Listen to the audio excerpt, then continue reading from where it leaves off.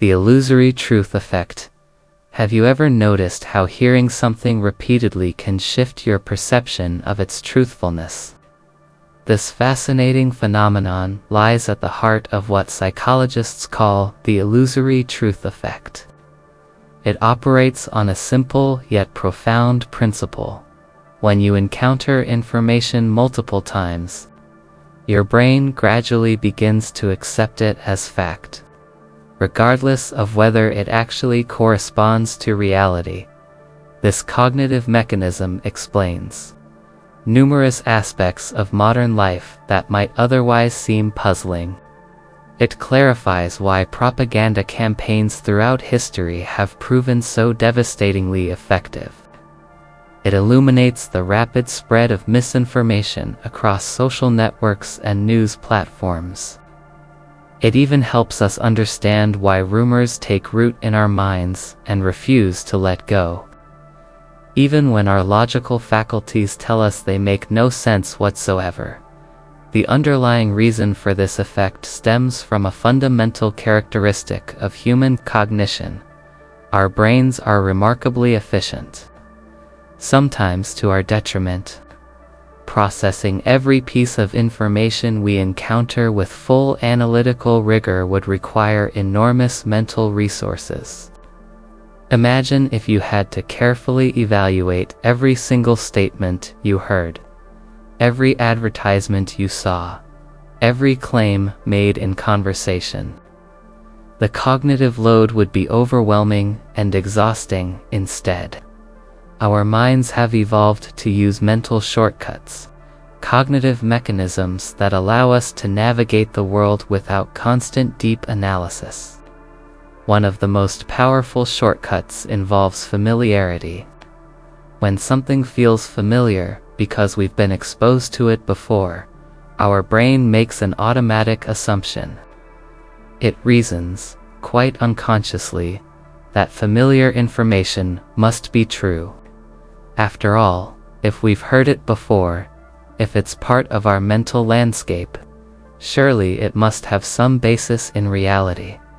This is precisely how false ideas gain momentum in society.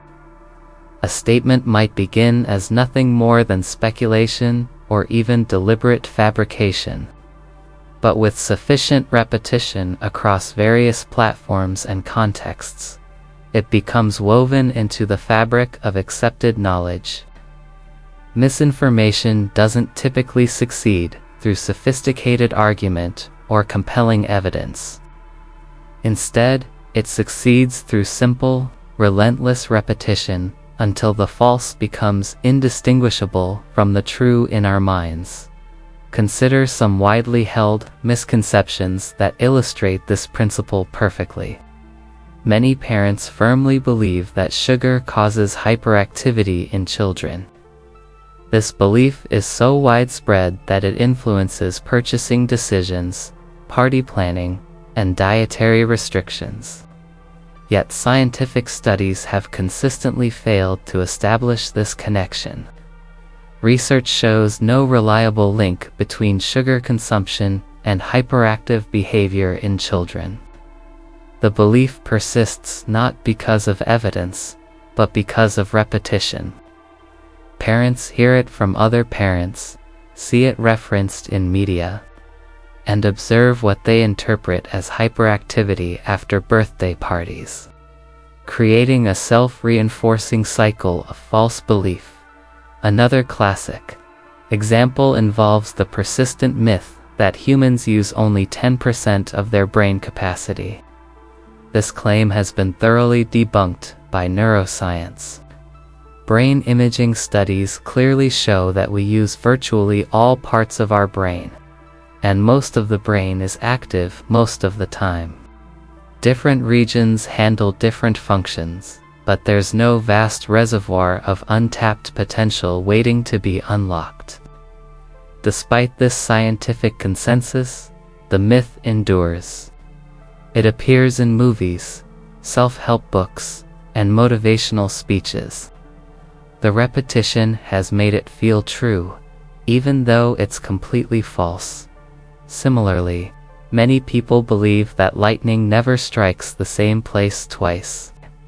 This saying has become so common that it's used metaphorically to suggest that unlikely events won't repeat.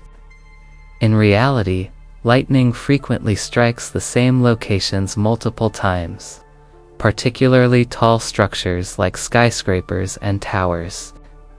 The Empire State Building, for instance, is struck by lightning dozens of times each year.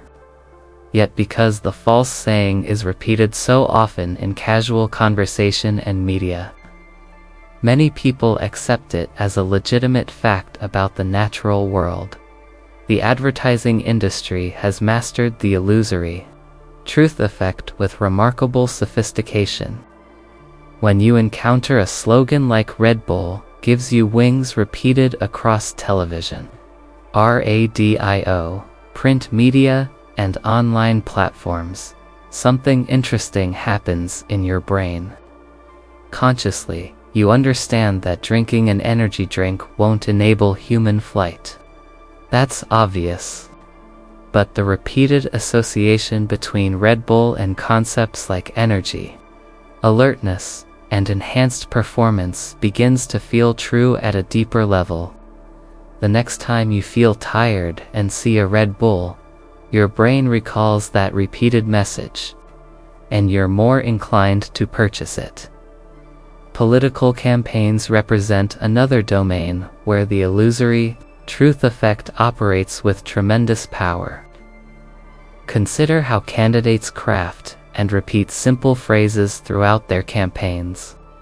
A politician might repeatedly declare we have the strongest economy in history at every rally, every interview, every opportunity.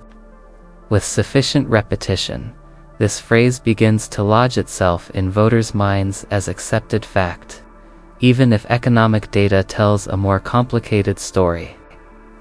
The repetition creates a sense of truth that can override actual statistical evidence. The scientific study of this effect has a fascinating history. In 1977, researchers Lynn Hasher, David Goldstein, and Thomas Topino conducted groundbreaking experiments that demonstrated how repetition influences truth judgments. Their methodology was elegantly simple.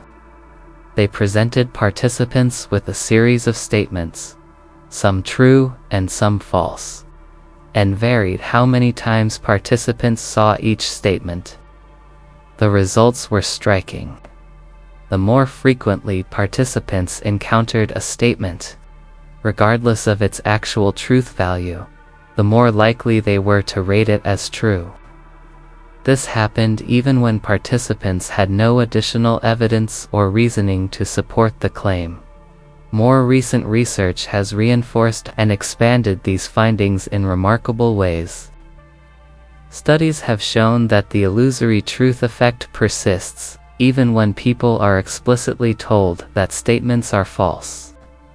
Participants who are warned that they're being shown false information still rate frequently repeated statements as more likely to be true than statements they've only seen once. The feeling of familiarity is so powerful that it can override conscious knowledge and critical thinking. This reveals something profound about human psychology. Our brains prioritize cognitive ease over accuracy. Processing familiar information requires less mental effort than evaluating new information. This efficiency served our ancestors well in many contexts, allowing quick decision-making in environments where speed often mattered more than perfect accuracy. However, in our modern, information-saturated world, this same tendency makes us vulnerable to manipulation. Understanding how the illusory truth effect works provides us with valuable tools for intellectual self-defense. The first and most important step is developing a habit of questioning repeated statements. When you notice yourself accepting something as true, pause and ask where that belief came from. Is it based on solid evidence, or have you simply heard it many times? This simple question can interrupt the automatic acceptance that repetition encourages.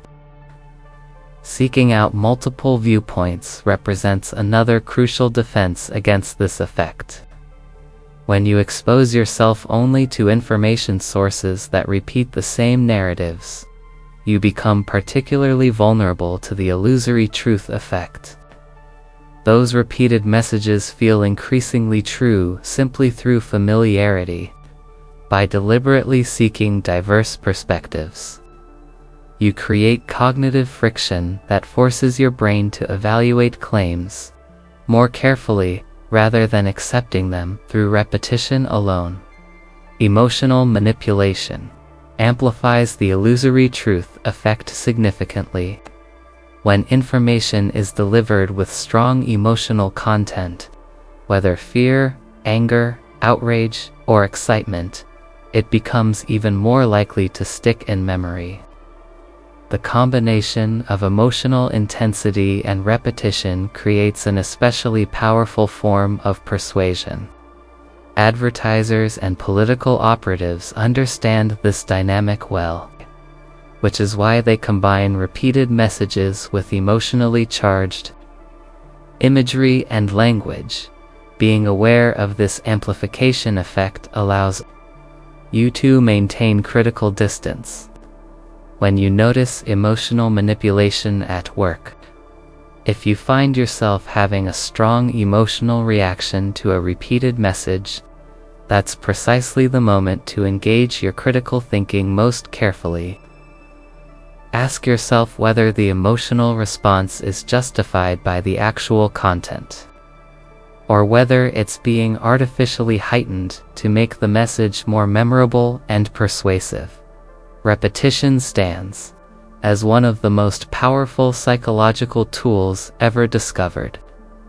It can be used to educate, to inform, and to help people remember important information. Teachers use repetition to help students learn. Public health campaigns use repetition to promote beneficial behaviors. But repetition can also manipulate, mislead, and implant false beliefs. The tool itself is neutral. Its moral character depends entirely on how it's used and toward what ends. Now that you understand the illusory truth effect, you possess a form of cognitive immunity. You won't be completely protected from its influence, because these effects operate partly below conscious awareness. However, your awareness creates a crucial check on automatic acceptance. When you notice yourself believing something primarily because you've heard it repeatedly, you can pause, question, and investigate before accepting it as truth. This critical awareness transforms you from a passive recipient of repeated messages into an active evaluator of information. The Zeigarnik effect. You ever started watching a television series and found yourself completely consumed by the need to finish it? Even episodes that don't particularly interest you. Have you noticed how your mind keeps returning to tasks you've left incomplete, even when you're trying to focus on something else? These experiences point toward a fascinating psychological phenomenon known as the Zeigarnik effect.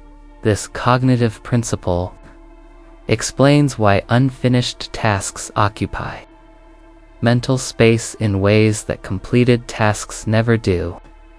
It illuminates why cliffhangers in storytelling are so effective at keeping audiences engaged.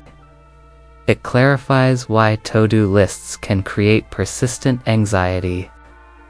It reveals why we find ourselves thinking about things we've left undone, sometimes long after the original context has passed. Television and streaming platforms have become masters at exploiting the Zeigarnik effect. Consider how series are structured with cliffhangers at the end of each episode. just as you're settling into the story, just as the plot reaches a crucial moment, the episode ends. A major revelation is teased but not delivered. A character faces imminent danger, but the resolution is withheld. A mystery is raised but left unanswered. Your brain registers this as an incomplete narrative loop, and something within you resists leaving it unfinished. The psychological tension created by these unresolved storylines keeps you thinking about the show even after you've turned off the television. You find yourself speculating about what will happen next, replaying the final moments, eager to return and close that open loop. The streaming platform's immediate offer to play the next episode suddenly seems very appealing, not because you necessarily have time to watch, but because your brain craves completion. Unfinished arguments demonstrate the Zeigarnik effect in interpersonal contexts. Imagine you have a disagreement with someone close to you, but the conversation is interrupted before reaching resolution. Perhaps one person has to leave for work. Maybe emotions run too high and you both need space. Whatever the reason, the argument remains unresolved, hanging in psychological space. What happens next is revealing. You keep replaying the argument in your mind. You think about what you said, what the other person said, what you should have said but didn't. You construct better arguments, more persuasive points, more effective responses. The unfinished nature of the conflict keeps it active in your consciousness. It intrudes on your thoughts at random moments throughout the day. This mental rehearsal and rumination continues until the issue is addressed and resolved. Closing the loop that the unfinished argument left open, incomplete work exerts a similar psychological pull. When you leave a task half done, whether it's a project at work, a creative endeavor, or even a household chore, your brain doesn't simply forget about it. Instead, it maintains a kind of background awareness, a gentle but persistent reminder that something remains unfinished. This can manifest as a vague sense of unease, a nagging feeling that you're forgetting something important, or explicit thoughts about the incomplete task that intrude when you're trying to focus on other things.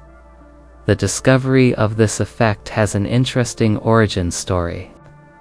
In the 1920s, a Russian psychologist named Blumer Zeigarnik was sitting in a Vienna cafe when she noticed something curious about the waiters' behavior.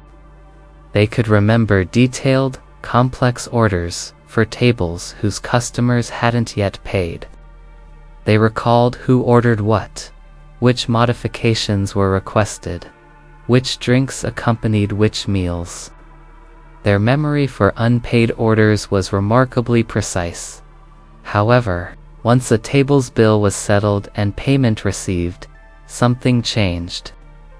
The waiter's detailed memory for those orders rapidly faded. They could no longer recall with any precision what that table had ordered just minutes earlier. The crucial difference was completion.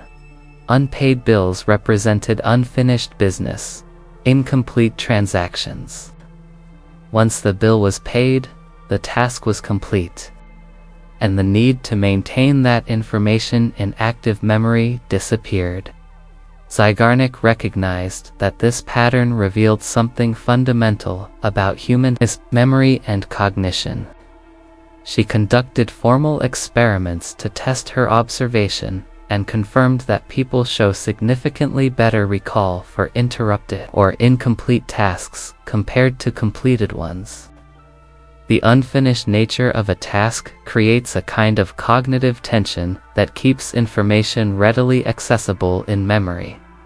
Your brain treats unfinished tasks as incomplete puzzles requiring solution.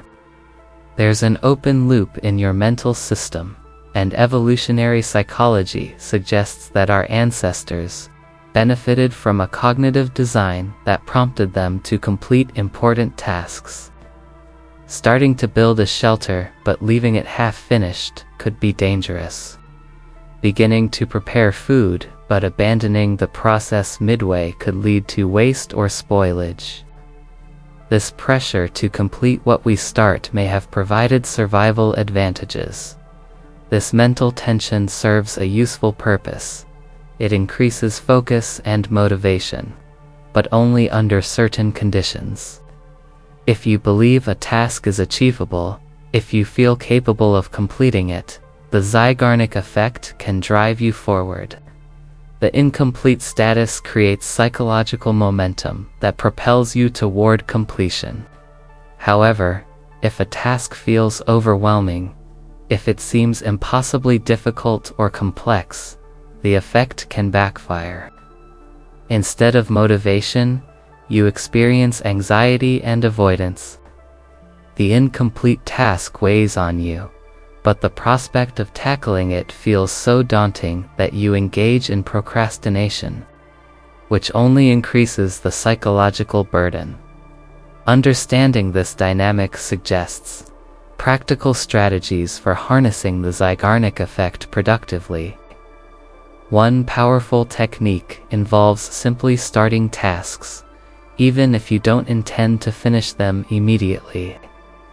By beginning, you create that sense of incompletion in your brain.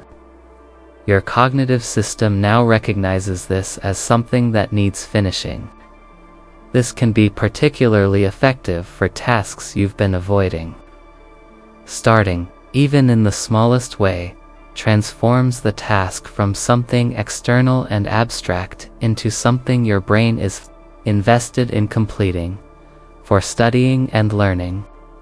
The Zeigarnik effect suggests an approach that might seem counterintuitive. Rather than trying to complete entire chapters or units in one sitting, consider stopping mid-chapter at a point of interest or curiosity. Leave yourself in the middle of an explanation or example.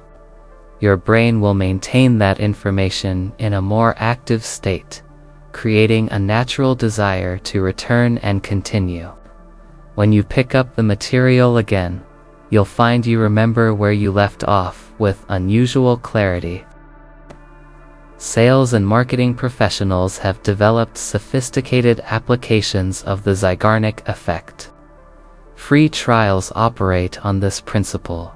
Once you've started using a service, once it's become part of your routine, the prospect of losing access creates psychological discomfort. The incomplete subscription feels like something that needs continuing. Unfinished stories in advertising, where a narrative begins but resolution requires engaging further with the brand, leverage the same effect. Teaser advertisements that raise questions without answering them create cognitive loops that viewers want to close. If you tend toward overthinking, the Zeigarnik effect can become problematic. Your mind may obsess over incomplete tasks or unresolved situations, creating anxiety and mental clutter. If you experience this tendency, training your brain to accept incompletion can be helpful. One effective technique involves writing down unfinished tasks in detail. This externalization helps provide your brain with a sense of closure without requiring actual completion. You're not abandoning the task, you're documenting it, which partially satisfies the drive for completion.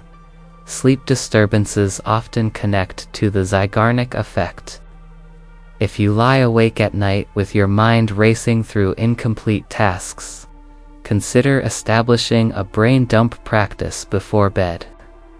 Spend 10 minutes writing down everything on your mind: tasks, worries, ideas, reminders. The act of writing externalizes these mental loops, telling your brain that the information is captured and safe. This can significantly reduce the cognitive tension that keeps you awake, allowing your mind to release its grip on incomplete matters and settle into rest. The Zeigarnik effect represents a powerful force in human psychology. It keeps people engaged, focused, and motivated to complete what they've started. But it can also drive anxiety, rumination, and mental exhaustion if not properly managed. The key lies in awareness and intentional application. When you understand how this effect works, you can use it strategically for productivity, learning, and goal achievement. You can also recognize when it's working against you, creating unnecessary stress about things that don't truly require completion. This awareness allows you to direct the effect rather than being unconsciously controlled by it. Reverse psychology: tell someone they cannot do something, and watch what happens. More often than not, they suddenly want to do exactly that thing, even if they had no interest before the prohibition. This paradoxical response forms the foundation of reverse psychology, a manipulation technique so effective that it appears everywhere from parenting to marketing to interpersonal relationships. The mechanism underlying reverse psychology taps into a fundamental aspect of human nature: our desire for autonomy and our resistance to control.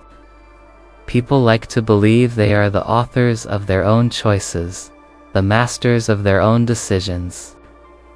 The moment someone feels that their freedom is being restricted, something within them rebels.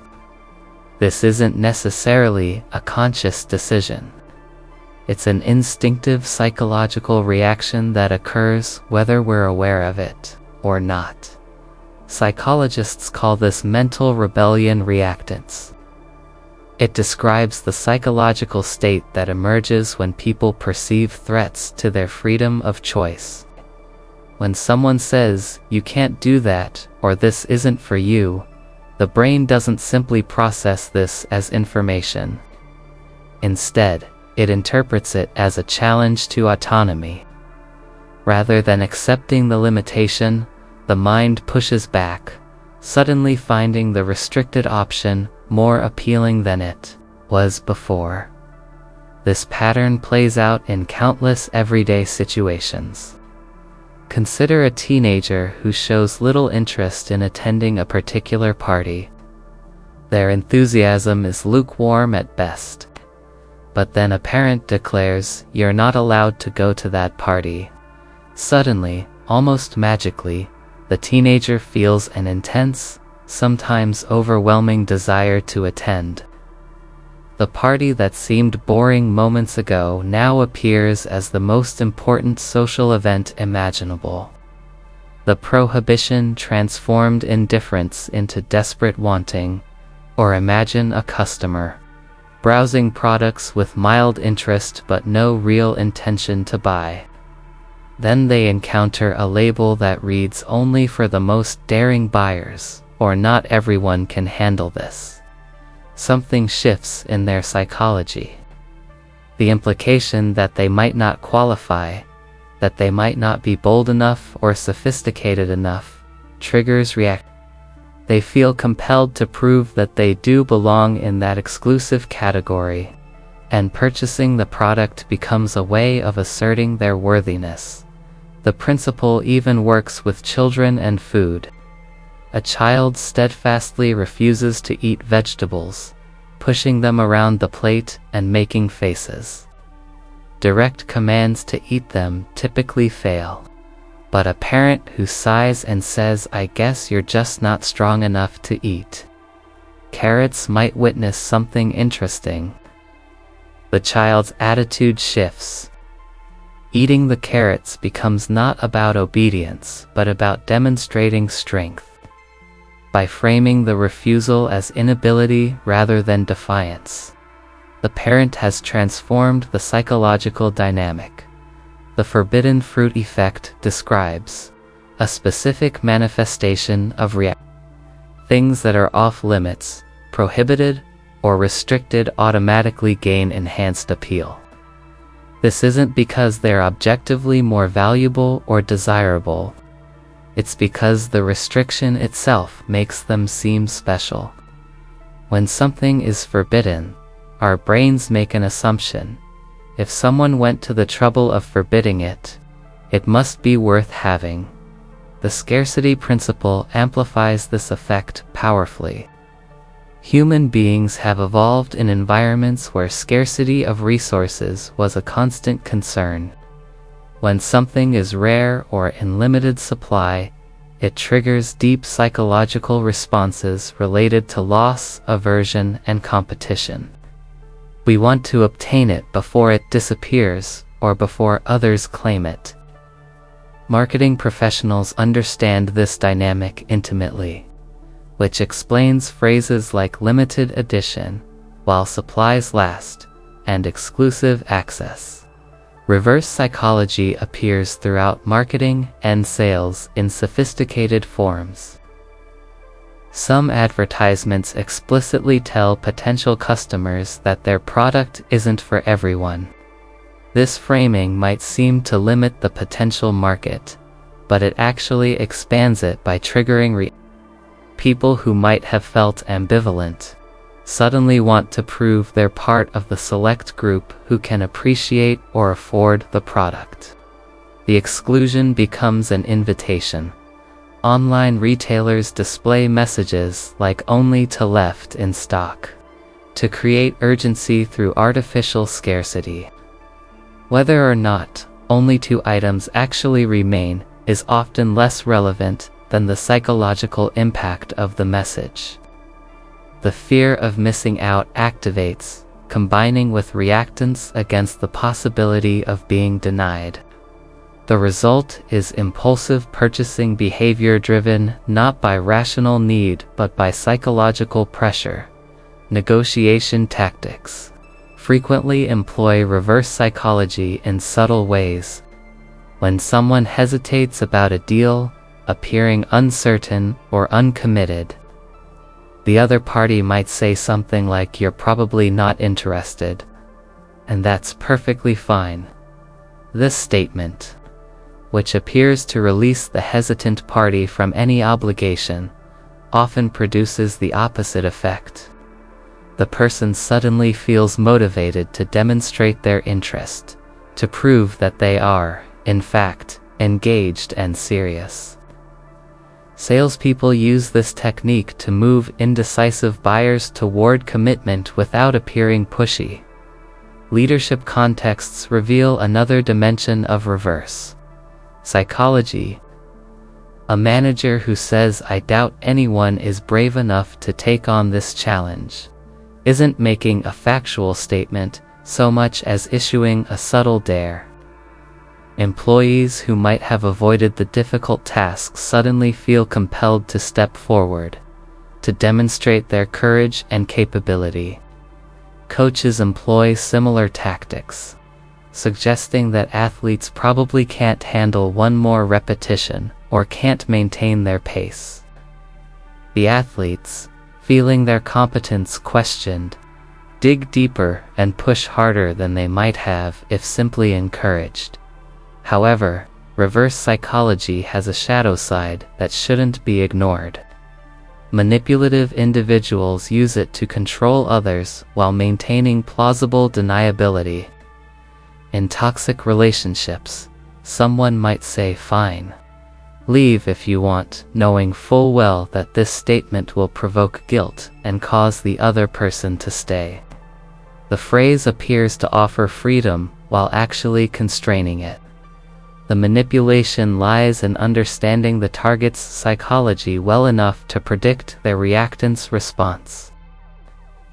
Some people manufacture artificial scarcity in social contexts to make themselves seem more desirable. By appearing unavailable, by suggesting they have limited time or limited interest, they make others chase them. This isn't about genuine unavailability. It's about creating the perception of scarcity to increase perceived value. Romantic contexts particularly see this manipulation, where one person plays hard to get, not out of actual disinterest, but as a calculated strategy to increase pursuit. Recognizing reverse psychology when it's used on you is crucial for maintaining autonomy. The key is to pause when you feel sudden, strong resistance to a prohibition, or sudden intense desire for something framed as exclusive or forbidden. Ask yourself a simple but powerful question. Am I making this choice because I genuinely want this option, or am I reacting to the way the choice has been framed? If you realize you're primarily responding to the restriction rather than to the option itself, you can step back and make a more conscious decision. This conscious awareness helps break the automatic pattern. When someone tells you that you can't have something or you're not qualified for something, your initial instinct might be to prove them wrong. But if you can create a moment of reflection, you might realize you never wanted that thing in the first place. The desire was manufactured by reactance, not by authentic preference. This recognition allows you to reclaim agency over your choices. For reverse psychology to work effectively when you're using it, rather than being subjected to it, subtlety is absolutely essential. The moment the technique becomes obvious, it loses its power and often backfires. If people sense they're being manipulated, if they recognize the attempt to use their reactance against them, they become resistant not to the restriction, but to the manipulation itself. The key to making reverse psychology work is to never sound like you're trying to control someone. The restriction must appear natural, incidental, not strategic. Understanding reverse psychology transforms your relationship with choice and influence. You become more aware of when your decisions are truly your own and when they're being shaped by psychological pressure. You can recognize manipulation and resist it. You can also use the principle ethically to help others, particularly children, make better choices by framing options in ways that engage their autonomy rather than threatening it. This knowledge doesn't make you immune to these effects, but it does make you significantly more conscious and intentional in your responses to them. Anchoring bias: the first piece of information you encounter in any decision-making situation wields disproportionate power over everything that follows. This cognitive phenomenon, known as anchoring bias, describes how initial numbers, ideas, or impressions establish reference points that shape all subsequent judgments. Even when those initial anchors are arbitrary, irrelevant, or deliberately misleading, the human brain doesn't evaluate information in a vacuum. Instead, it constantly makes comparisons, seeking context and relative position. The first number or concept you encounter becomes the baseline, the standard against which everything else is measured. Every additional piece of information is judged not on its own merits, but in relation to that initial anchor. This happens automatically, unconsciously, making anchoring bias one of the most powerful and pervasive cognitive biases affecting human decision-making. Consider a simple shopping scenario. You walk into a store and see a jacket priced at $500. That number enters your mind and establishes itself as an anchor. Then you see another jacket priced at $150. The second jacket suddenly feels like an incredible bargain. Your brain performs an immediate comparison, $150 versus $500. The second price seems reasonable, maybe even cheap, by comparison. Now imagine the scenario in reverse. You see the $150 jacket first. That price becomes your anchor. Then you encounter a $50 jacket. Suddenly, $150 seems expensive. The actual value of the jackets hasn't changed. The materials, quality, and utility are identical in both scenarios, but your perception of their worth shifts dramatically based purely on which price you encountered first. The anchor dictated your judgment.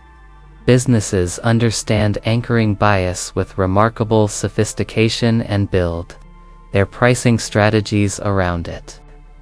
Restaurant menus provide excellent examples.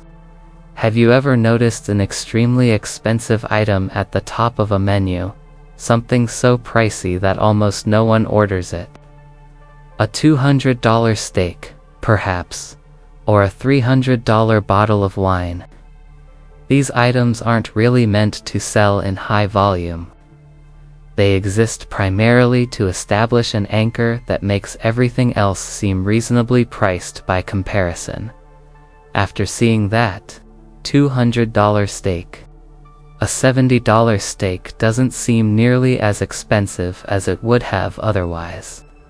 The expensive item reframes your entire perception of the menu's price range. Restaurant owners know this. By including extraordinarily expensive options, they make mid-range prices feel accessible and moderate, encouraging customers to spend more than they might have if those anchoring items weren't present. Real estate agents employ anchoring with deliberate strategy. When showing properties to potential buyers, experienced agents often show overpriced or less desirable houses first. These properties establish high anchors for both price and quality. After viewing several overpriced homes, a reasonably priced property seems like an excellent value.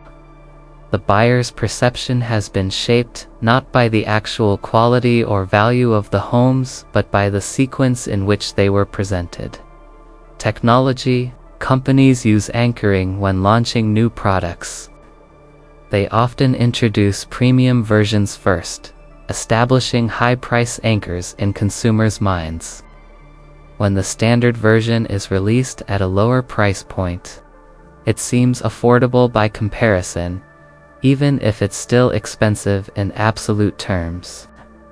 Apple has mastered this technique, regularly introducing high-end devices that establish price expectations before releasing more accessible versions that suddenly seem reasonably priced.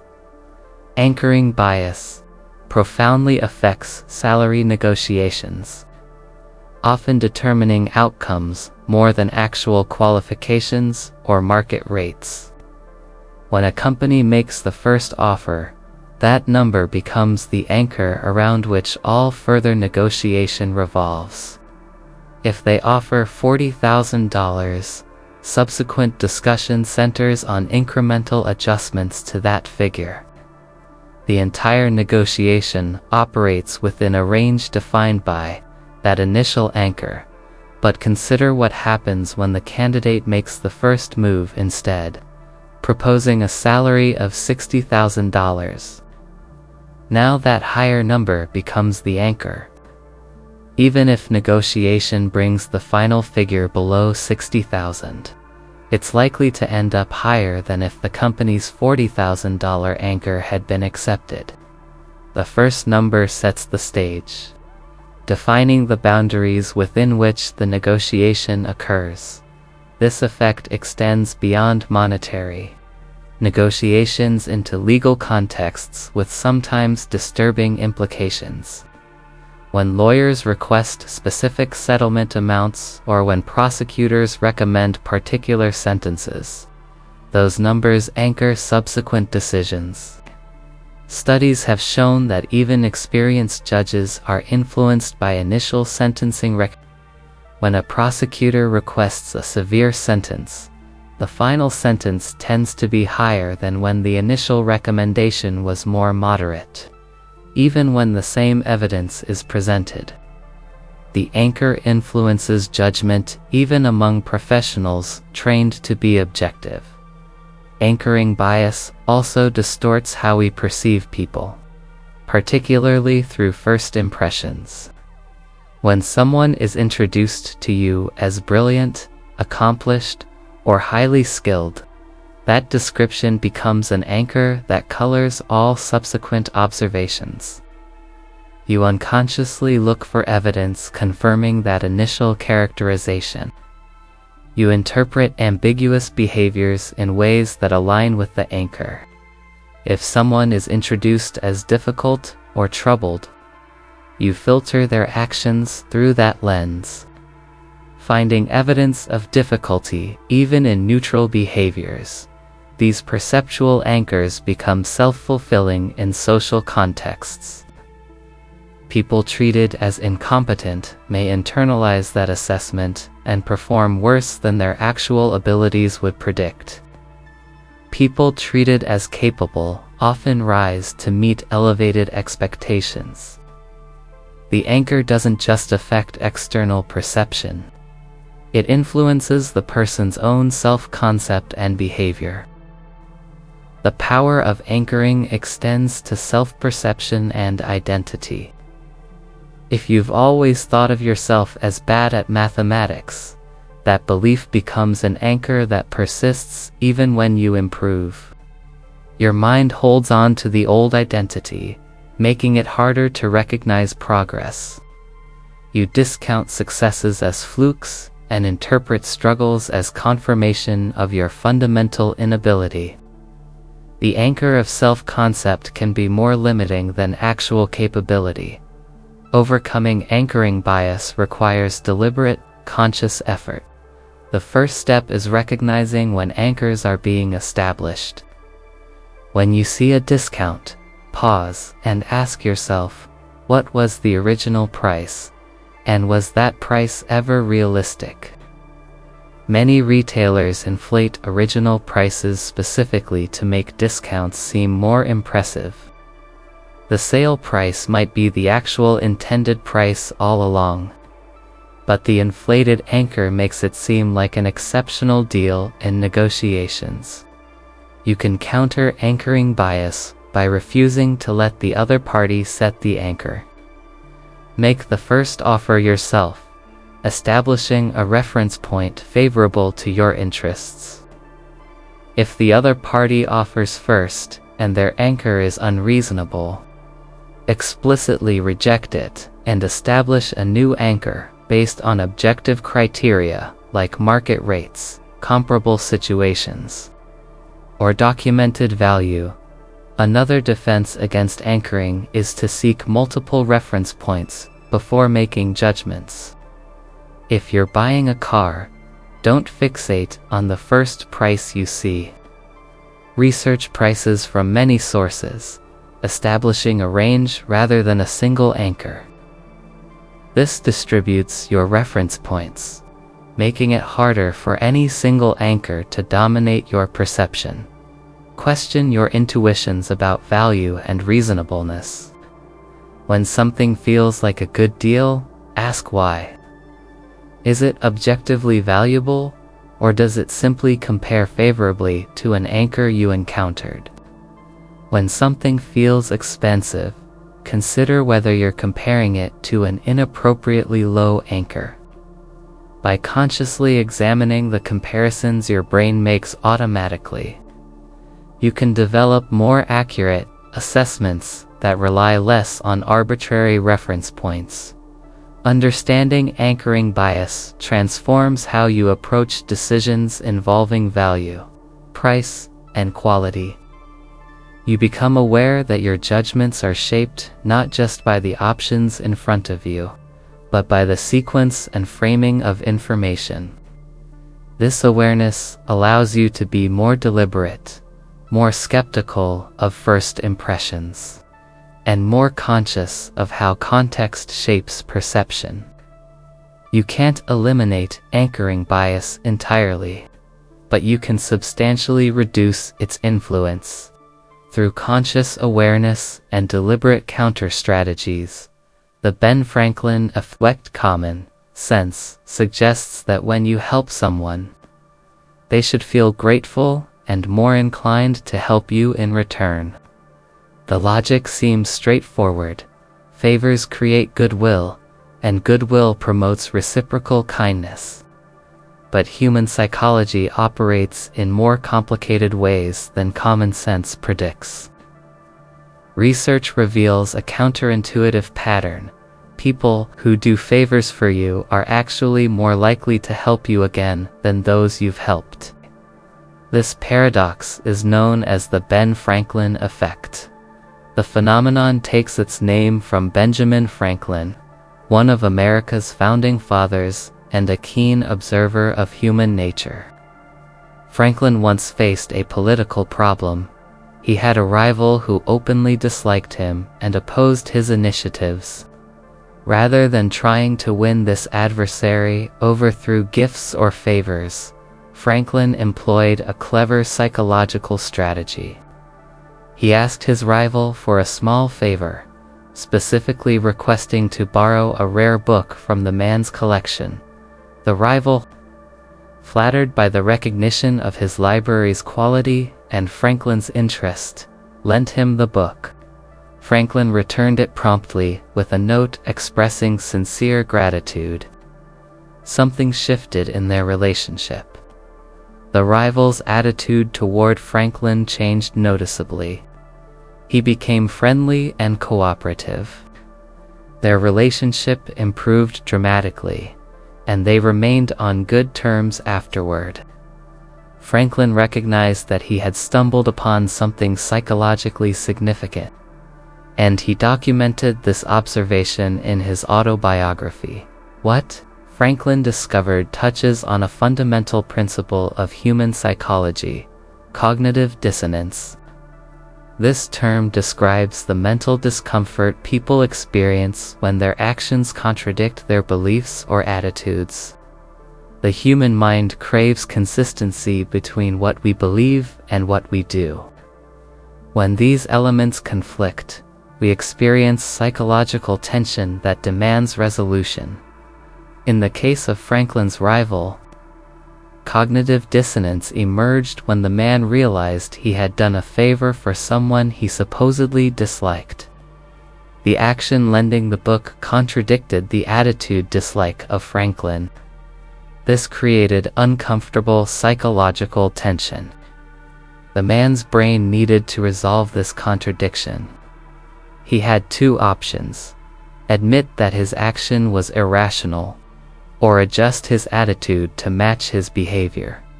The brain typically takes the easier path. Rather than admitting error or irrationality, the rival unconsciously adjusted his perception of Franklin. His reasoning, though not fully conscious, went something like, "I lent this man a valuable book. I must like him if I was willing to help him. I must have misjudged him before." The action reframed the relationship, and the attitude shifted to maintain internal consistency. This pattern appears throughout everyday life in subtle but powerful ways. When you ask a coworker for help with a small task, you're creating a situation where they invest effort on your behalf. That investment leads them to rationalize their action by deciding they must value you or value your work. This makes them more likely to help you again in the future. Each small favor reinforces their perception that you're someone worth helping, creating a positive spiral of cooperation. Similarly, if you get a neighbor to do you a minor favor, perhaps lending you a tool or accepting a package, they become more invested in the relationship.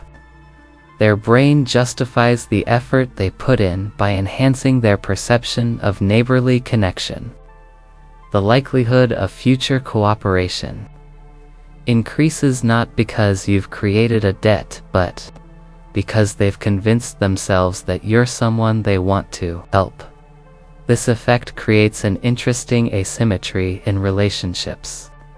If you constantly do favors for someone without them reciprocating, you might expect them to feel grateful and invested in the relationship. Sometimes this happens.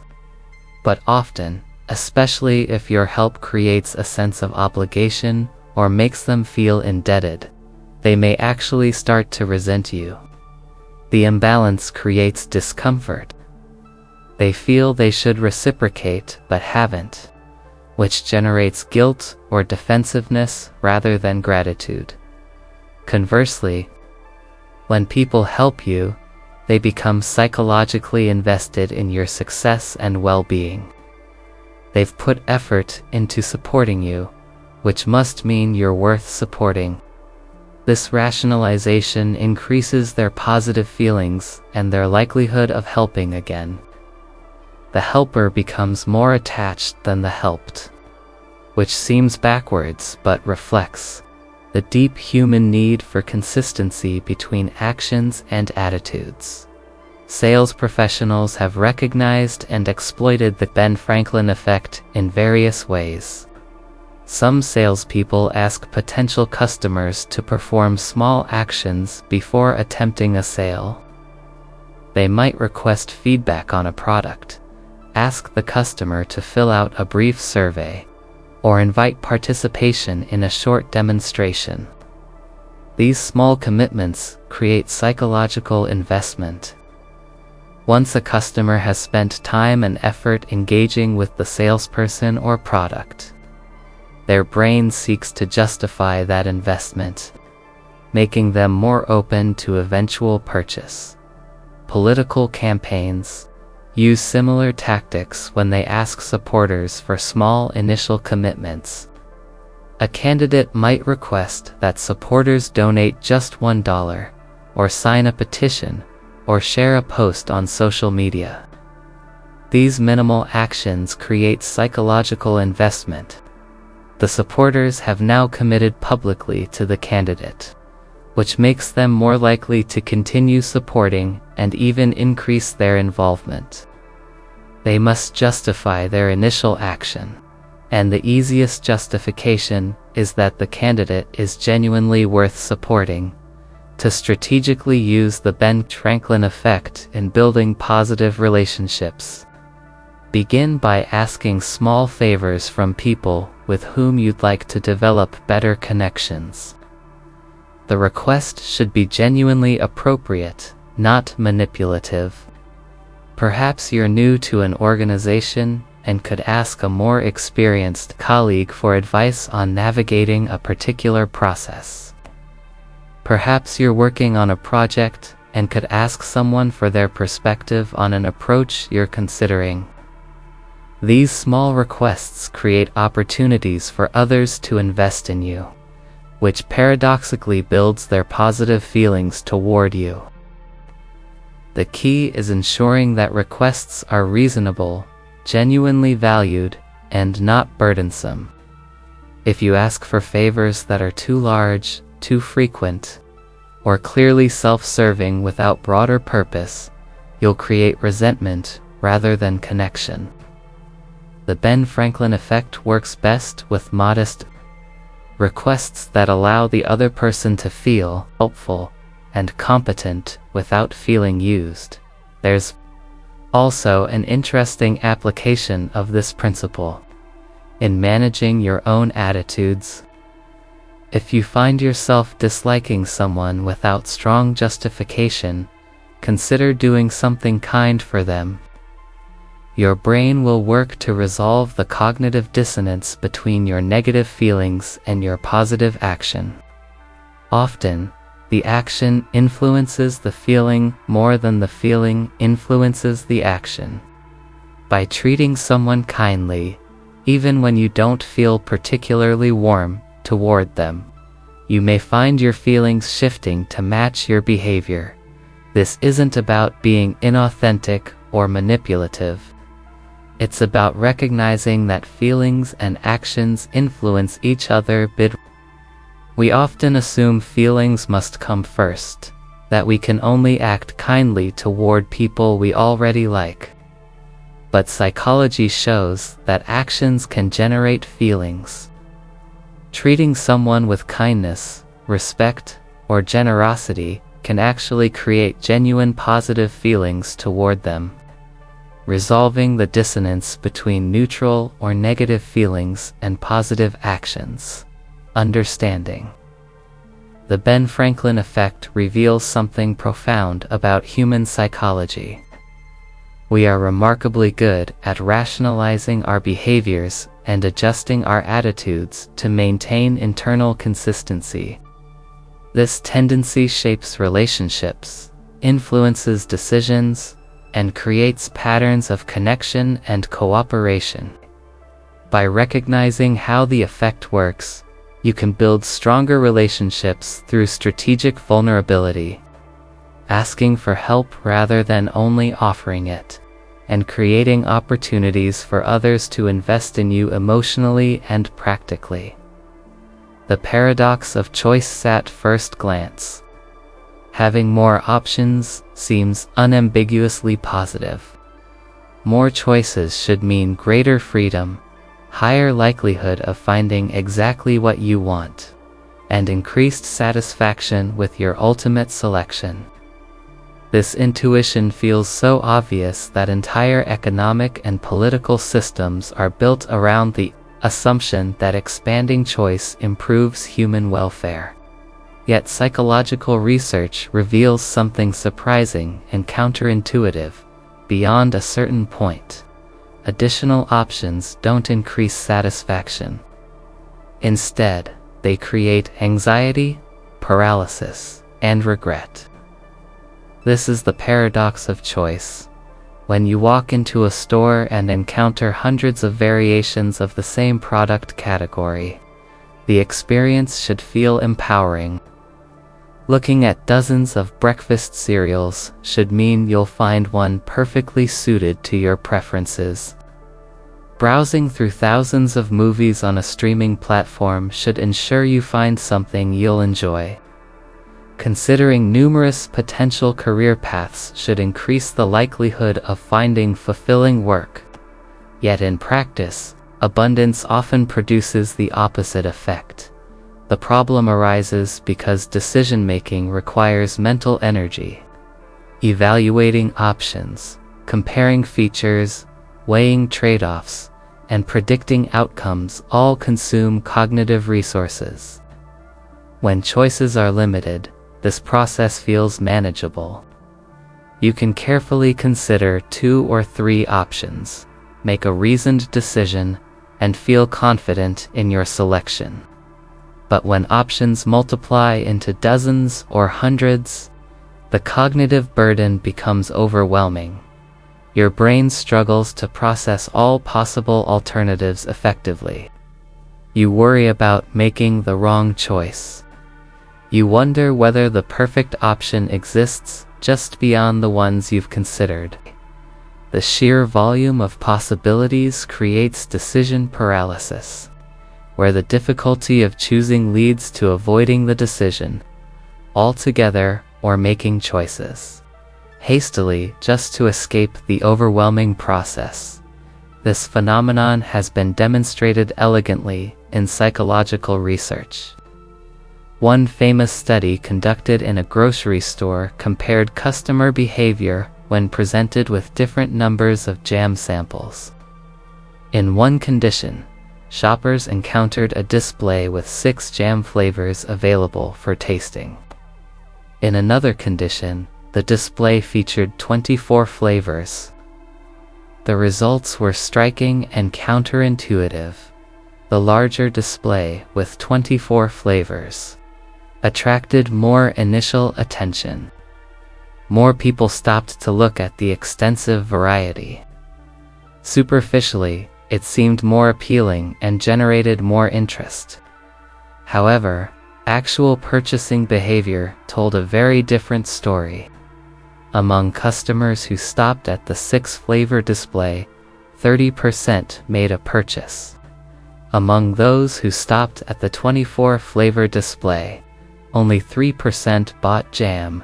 The extensive choice that seemed so attractive actually inhibited decision-making and reduced purchasing. Customers faced with too many options felt overwhelmed. They couldn't easily evaluate all the alternatives. The decision felt too complex and uncertain. Rather than struggling through the choice, most simply walked away without buying anything.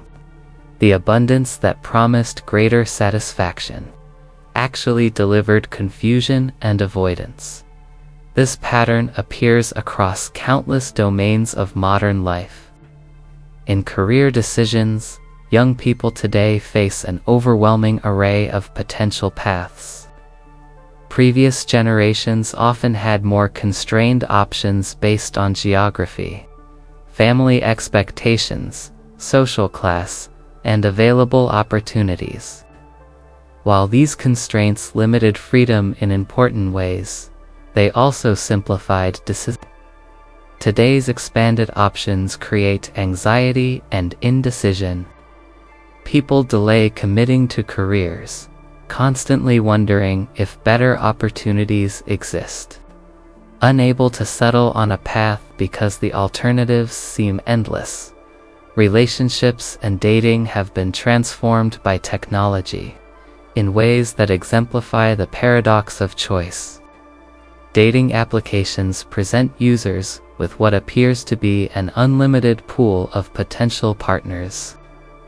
You can swipe through hundreds or thousands of profiles, each representing a possible relationship. This should improve the likelihood of finding compatible partners. Yet many users report that the abundance creates problems rather than solutions. With so many options always available, people become less likely to commit to any particular relationship. There's always someone else to consider, another profile to view, a potentially better match just around the corner. This creates a shopping mentality toward relationships where people are evaluated as products to be compared, and the fear of missing out on someone better prevents deep investment in current connections. The paradox of choice turns what should be human connections into overwhelming consumer decisions online. Shopping demonstrates the effect in particularly clear ways. When you search for a product and receive thousands of results, the experience can be paralyzing.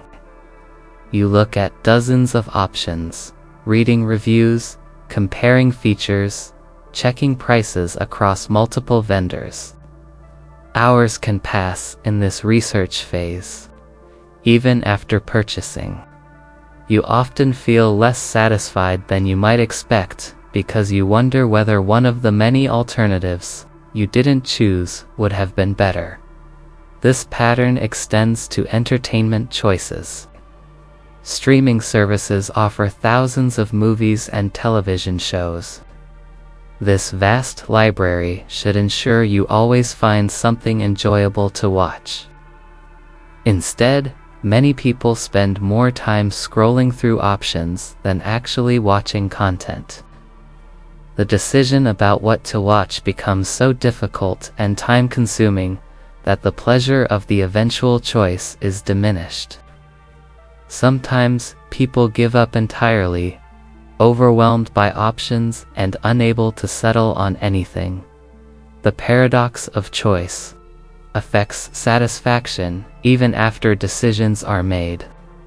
When you select from a limited set of options, you tend to feel good about your choice. You made the best decision available, and you can feel confident in that assessment. But when you choose from an enormous array of alternatives, doubt creeps in. You wonder about all the options you didn't fully consider. Maybe one of them would have been better. This counterfactual thinking, this mental exploration of roads not taken, reduces satisfaction with the choice you actually made.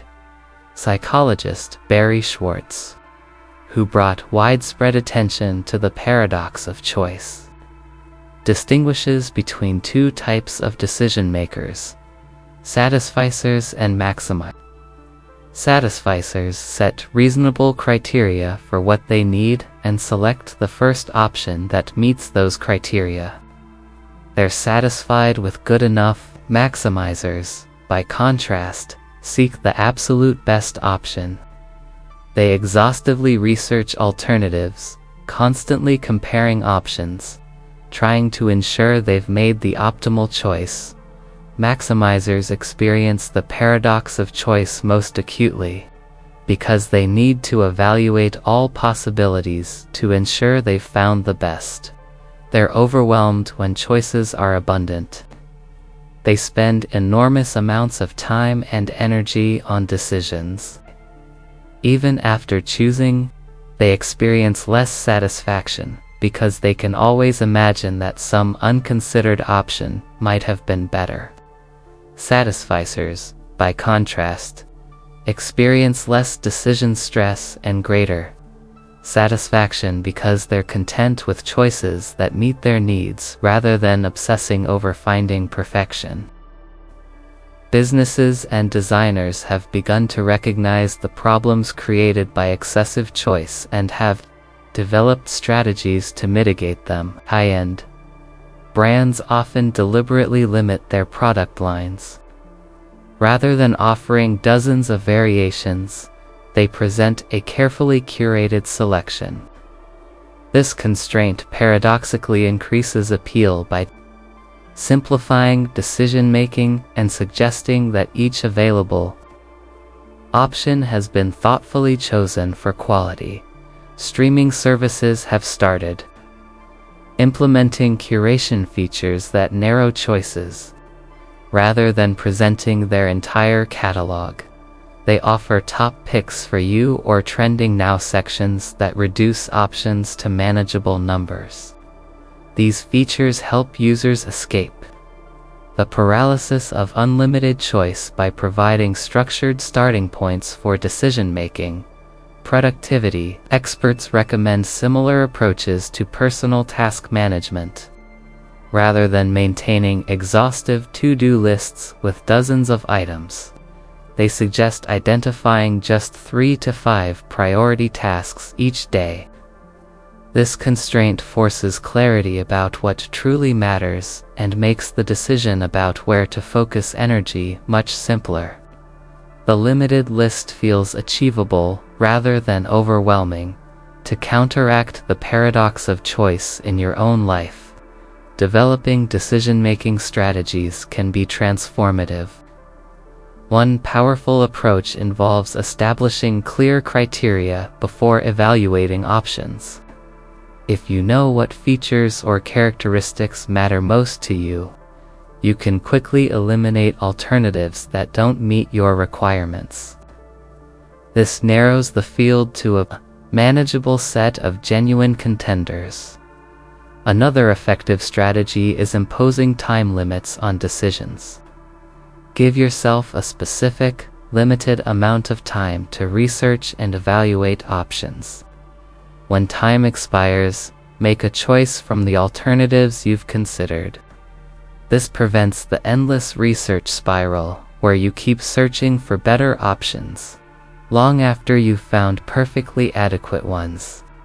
The time constraint forces decision-making and helps you move forward. Recognizing when you're exhibiting maximizer tendencies can also help. If you find yourself obsessively comparing options, constantly seeking the absolute best, consider consciously adopting a satisficer approach. Ask yourself, would this option meet my needs well? If the answer is yes, choose it and move on. You don't need the perfect option. You need a good enough option that allows you to make progress. It's also valuable to reframe how you think about decisions. many choices aren't as consequential as they feel in the moment. The difference between good options is often marginal. Recognizing that most choices won't dramatically alter your life helps reduce the pressure to find the perfect alternative. Making a good decision quickly is often better than making a theoretically optimal decision after exhaustive deliberation that consumes time and energy better spent elsewhere. The paradox of choice reveals something important about human psychology and modern life. The assumption that more is always better, that expanded options invariably improve welfare, turns out to be false beyond certain thresholds. While having some choice is certainly better than having none, there are diminishing returns and eventually negative returns to additional options. Understanding this allows you to design your life and decision-making processes in ways that provide meaningful choice without overwhelming abundance, leading to greater satisfaction, reduced anxiety, and more confident decision-making. The door-in-the-face technique. If you want someone to agree to a reasonable request, start by asking for something outrageously unreasonable. This counterintuitive approach forms the basis of the door-in-the-face technique, a persuasion strategy that exploits psychological principles of reciprocity and fairness to increase compliance with requests. The technique's name comes from the idea of approaching someone with such an extreme request that they metaphorically slam the door in your face. But here's where the psychology gets interesting. After that rejection, when you follow up with a much smaller, more reasonable request, people feel compelled to say yes. The second request, which might have been rejected on its own, suddenly seems acceptable by comparison. The mechanism underlying this technique involves what psychologists call reciprocal concessions. When you make a large request and someone refuses, you appear to compromise by backing down to a smaller ask. This creates a social dynamic where the other person feels they should also compromise. You gave something up by reducing your request, so they feel obligated to give something in return by agreeing to the smaller request. It's a subtle form of negotiation, where your apparent concession creates pressure for reciprocation. The technique succeeds because of comparison effects. The second request doesn't exist in isolation. It's evaluated relative to the first one. After hearing an extreme request, a moderate one feels reasonable by contrast, even if it wouldn't have seemed reasonable on its own. The comparison reframes perception, making the smaller request appear more acceptable than it actually is in absolute terms. Charity fundraisers provide clear examples of this technique in action. Imagine someone approaches you on the street and asks if you'd be willing to donate $500 to their cause. Most people immediately say no. That's far too much money to give to an unexpected request from a stranger. The fundraiser nods understandingly and then asks, "Okay, I understand. Could you donate just $20 then?" Suddenly $20 seems quite reasonable. Compared to $500, it's a tiny amount. You just refused a large request, and now this person has backed down to something much smaller. The social dynamics create pressure to meet them halfway, to show that you're not completely unwilling to help. Many people who would have said no to a request made initially will agree when it follows a $500 request they've already rejected. Retailers use variations of this technique constantly. A salesperson might first try to interest you in an expensive bundle of products or services. When you hesitate or decline, they pivot to a less expensive option. Okay, I understand the full package isn't right for you. How about just this one item? The single item now feels affordable by comparison, even though you hadn't planned to buy anything at all when you entered the store. The contrast with the expensive bundle makes it seem like a modest purchase. Parents often stumble into using this technique with children, though usually unconsciously. A parent might ask a child to clean the entire house. The child predictably objects. The parent then compromises by asking the child to clean just their room. The child, having successfully avoided the larger task and feeling like they've won a concession, agrees to the room cleaning with less resistance than if that had been the initial request. The door in the face technique can be powerful in workplace negotiations. An employee seeking a $5,000 raise might initially ask for $10,000. When the employer declines, the employee can then propose $5,000 as a compromise.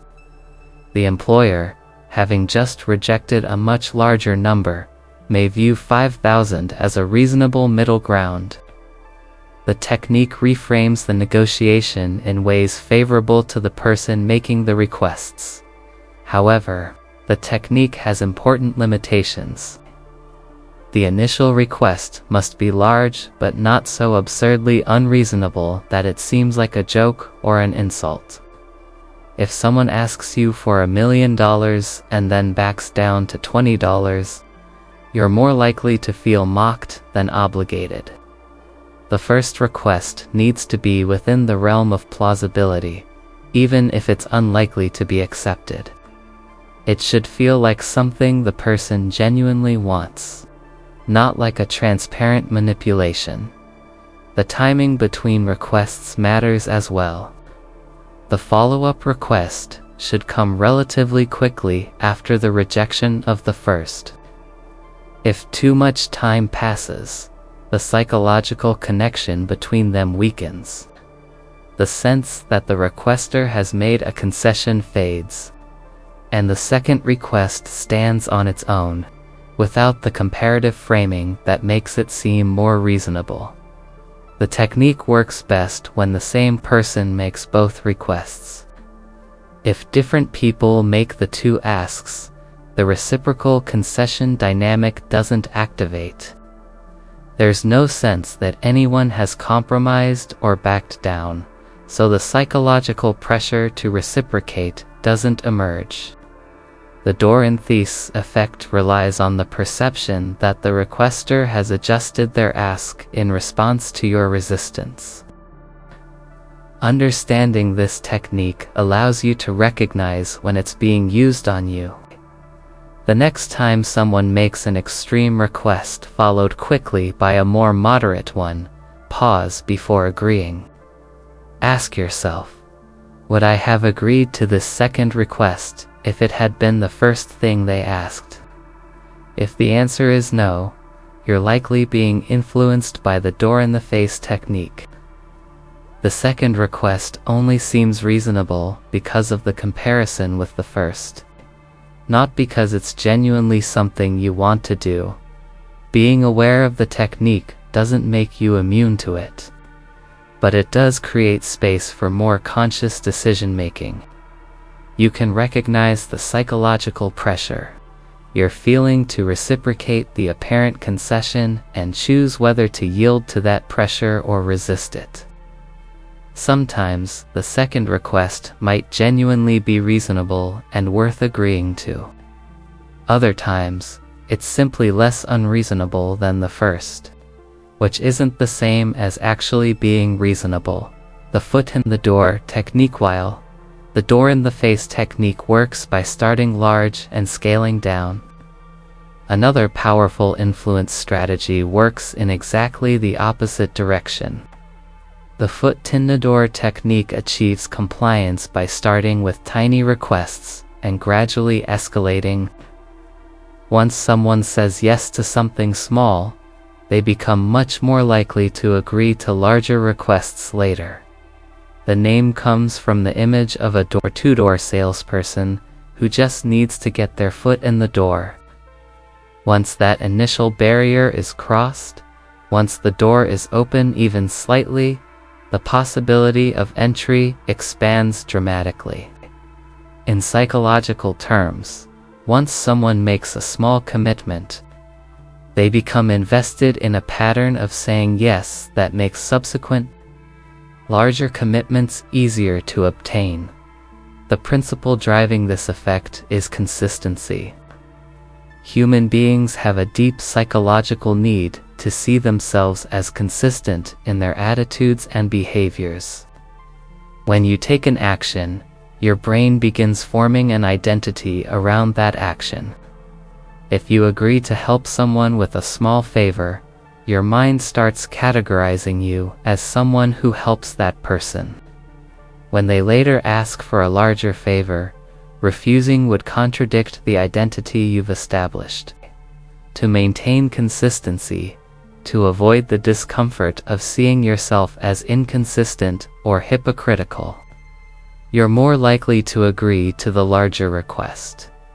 This effect has been demonstrated in numerous psychological experiments. In one classic study, researchers approached homeowners and asked them to place a small sign in their window supporting a community cause. Most people agreed. It was a minor request, requiring minimal effort. Several weeks later, the same researchers returned and asked these homeowners to place a large, rather ugly billboard in their front yard supporting the same cause. Among homeowners who had never been approached before, very few agreed to the billboard. It was a major intrusion on their property that would harm their home's appearance. But among those who had previously agreed to the small window sign, acceptance rates were dramatically higher. The initial small commitment had established an identity as supporters of the cause. The billboard request, though much larger, aligned with that established identity, making acceptance more likely. Sales professionals use this technique with considerable sophistication. A salesperson might begin by asking if they can take just 5 minutes of your time. That's a small request, easily granted. Once you've agreed, once you've said yes and begun engaging, you've crossed a psychological threshold. When the salesperson later asks you to watch a demonstration, answer questions, or consider a purchase, you've already established yourself as someone who engages with this person. Saying yes becomes easier because it's consistent with your prior behavior. Charitable organizations have refined foot-in-the-door strategies to remarkable effectiveness. They might first ask you to sign a petition supporting their cause. Signing a petition costs you almost nothing. Just a moment of time and a signature. Most people readily agree. But by signing, you've publicly demonstrated support. You've committed, however minimally, to the cause. When the organization later contacts you requesting a donation, you're more likely to give because you've already established yourself as a supporter. Refusing the donation request would contradict your prior demonstrated support, creating cognitive dissonance. Marketing campaigns use this principle extensively through free trials and samples. When a company offers a free trial of their service, they're not primarily hoping you'll fall in love with the product during the trial period, though that's a bonus. They're creating commitment. Once you've signed up, created an account, integrated the service into your routine, you've established behavioral patterns and identity associations.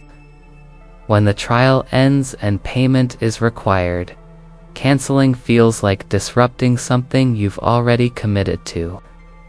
The initial free commitment makes the subsequent paid commitment more likely. Subscription services like streaming platforms, software companies, and membership organizations all leverage this effect. The free trial or low-cost introductory offer gets your foot in the door. Once you're using the service, once it's become part of your routine, once you've invested time in learning it and integrating it into your life, canceling requires effort and feels like losing something. The initial small commitment makes the ongoing larger commitment easier to maintain. Social relationships reveal how the foot-and-hitter technique operates in everyday interactions. If a friend asks you for a very small favor, borrowing a pen, perhaps, you'll likely agree without hesitation. Later, when they ask to borrow your car for the day, you might still be more inclined to agree than if the car had been the first request. Your brain rationalizes, "I helped them before, so I must be the kind of person who helps them." This identity consistency makes saying yes to bigger requests easier. The technique played a disturbing role in historical events. During the Korean War, American prisoners held in Chinese camps were subtly influenced using foot-in-the-door tactics. Rather than trying to convert prisoners to communist ideology through force or argument, captors asked them to make small, seemingly harmless statements. Things like "America isn't perfect" or "poverty exists in capitalist countries." These statements were technically true and felt minor. Over time, the requests escalated slightly. Perhaps prisoners were asked to write brief essays on American social problems. Then maybe to read these essays to other prisoners. Each small commitment led to slightly larger ones. Some prisoners, having made numerous small concessions, eventually made substantial statements supporting communist positions. They believed they were acting of their own free will, not realizing they'd been gradually led down a path of escalating commitment that began with seemingly trivial agreements. This historical example illustrates the technique's power and its potential for manipulation. Each small step felt manageable and not particularly significant, but the cumulative effect of many small commitments fundamentally shifted attitudes and behaviors in ways that large initial requests never could have achieved. To protect yourself from manipulative uses of the foot-in-the-door technique, develop awareness of commitment escalation patterns. When you find yourself agreeing to something substantially larger than what you originally intended, pause and trace back through the sequence of commitments. Ask yourself, would I have agreed to this current request if it had been the first thing asked of me? If the answer is no, you may be being influenced by prior small commitments rather than making an independent decision about the current request. This doesn't mean you should never agree to escalating commitments. Sometimes a series of small steps is a perfectly reasonable way to build toward larger goals. The key is ensuring your decisions at each step reflect your genuine preferences and values, not just a psychological pressure to maintain consistency with prior commitments. Understanding both the door-in-face and foot-in-the-door techniques reveals something important about human psychology. We can be influenced to make decisions through the sequencing and framing of requests, independent of the actual merits of what's being requested. One technique works by contrast and reciprocal concession. The other works by consistency and incremental commitment. Both exploit automatic psychological processes that operate largely outside conscious awareness. Recognizing these patterns allows you to make more autonomous decisions, agreeing to things because you genuinely want to, not because the request has been structured to exploit predictable psychological vulnerabilities. The decoy effects. Sometimes making a decision feels effortless. One option just seems clearly better than the others. But what if that feeling of clarity was artificially created? What if your perception of which choice is best was manipulated by introducing a third option that was never meant to be chosen at all? This is the decoy effect, a powerful decision-making bias where the addition of an inferior option changes preferences between the original alternatives. The decoy effect works through strategic comparison. When three options are presented, with one option designed to make another look superior by contrast, people's preferences shift in predictable ways. The decoy, the option designed to be inferior, changes the entire decision landscape, even though almost no one actually selects it. Consider a simple scenario at a movie theater. You're deciding what size popcorn to buy. Two options are available: small for $3 and large for $7. You might hesitate. The large popcorn is expensive. It's more than twice the price of the small. You're not sure you want to spend that much. Now imagine a third option appears, medium for $6. Suddenly the decision landscape transforms. The large popcorn is only $1 more than the medium but provides significantly more popcorn. The large now seems like an incredible value. Most people would choose it, even though they were hesitant about the $7 price just moments earlier. The medium was never really meant to sell. It exists primarily to make the large look like an obviously superior choice. This works because human brains don't evaluate options in absolute terms. Instead, we make relative comparisons. On its own, $7 for popcorn seems expensive. But compared to $6 for less popcorn, $7 seems like an excellent deal. The presence of the decoy changes the reference point, altering perception of value. Businesses employ the decoy effect with remarkable sophistication across countless industries. Technology companies offer product lines specifically designed to guide consumers toward particular choices. There might be a basic model, a premium model, and a decoy model that's almost as expensive as the premium but clearly inferior. The decoy exists to make the premium option seem like the smart choice. Imagine a company sells two versions of their product. The basic version costs $200.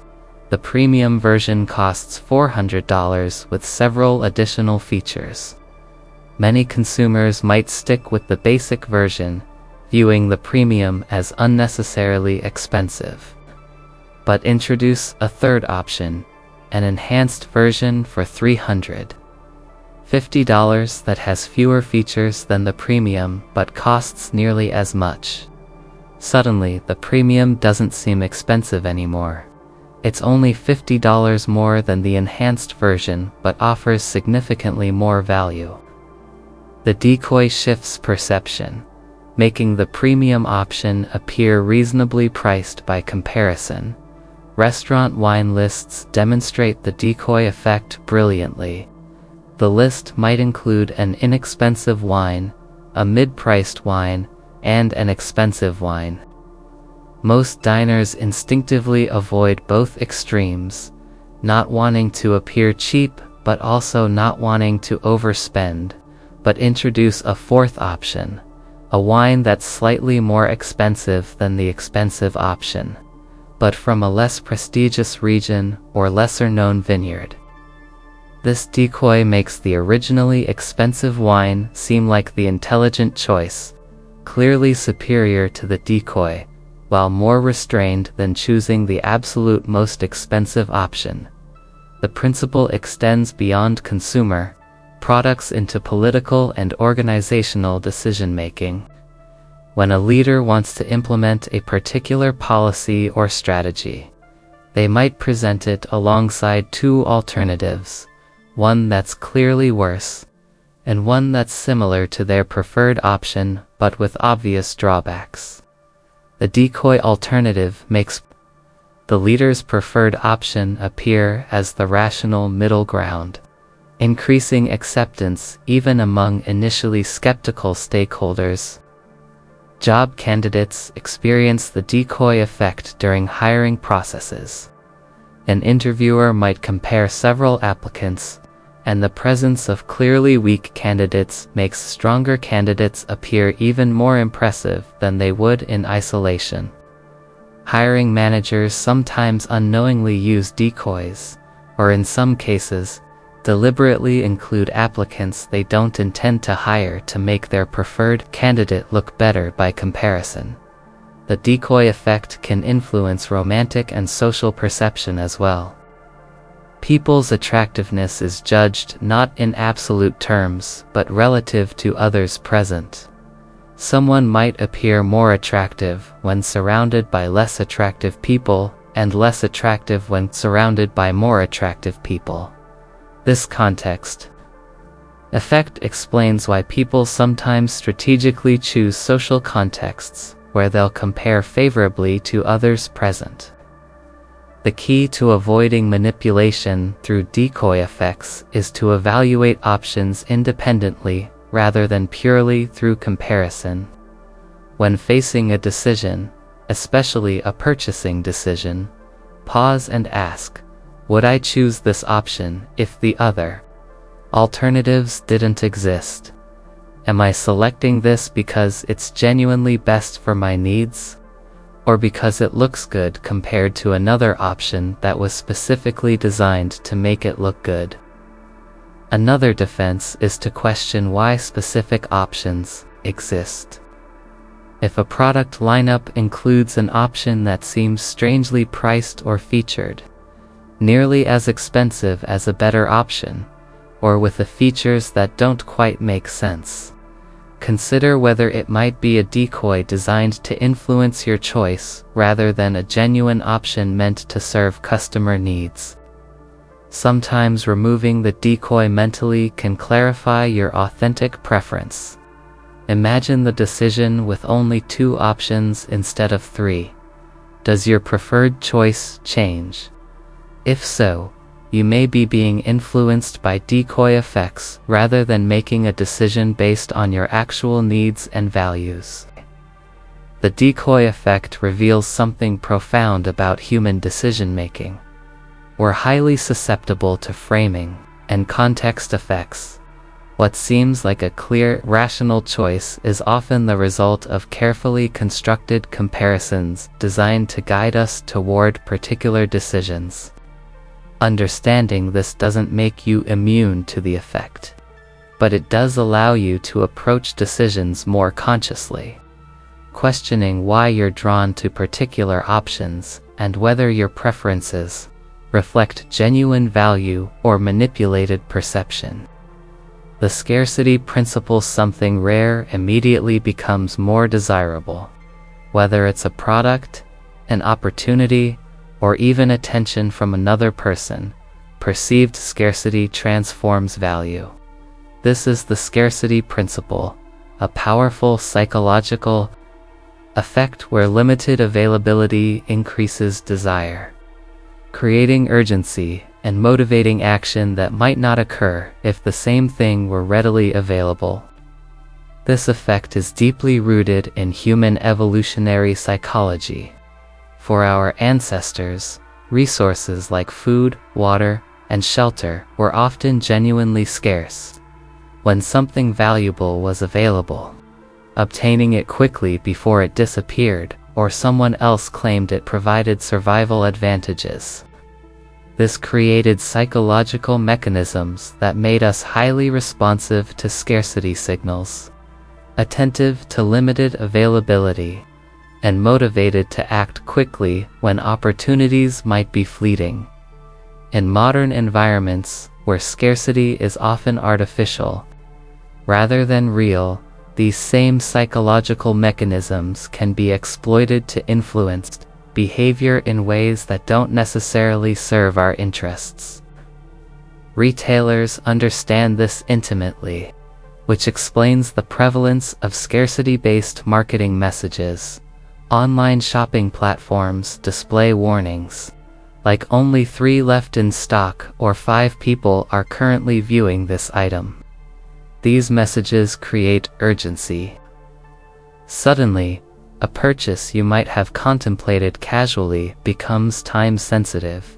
If you don't act now, the item might be gone. Other people are competing for this resource. The fear of missing out activates, overriding more deliberate decision-making processes. Whether genuinely only 3 items remain, or whether this is an artificial scarcity message designed to motivate purchasing, is often unclear and ultimately irrelevant to the psychological impact. The perception of scarcity creates urgency regardless of actual availability. Your brain responds to the signal, not the reality behind it. Limited time sales operate on the same principle.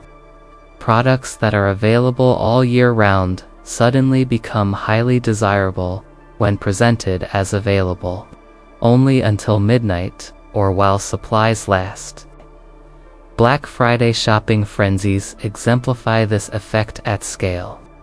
Many Black Friday deals are on products that will be available at similar or even lower prices later in the year. But the time-limited, heavily promoted nature of the sales creates a perception of unique opportunity that might be lost if not seized immediately. This manufactured scarcity transforms consumer behavior. People who wouldn't normally rush to buy suddenly feel compelled to participate. They wait in long lines, wake up early, compete aggressively for products, all driven by the perception that this is a rare opportunity. The scarcity creates value perception that exceeds the actual discount or product quality. Luxury brands have mastered the art of using scarcity to increase desirability and perceived value. High-end watches, handbags, and sneakers are often produced in deliberately limited quantities.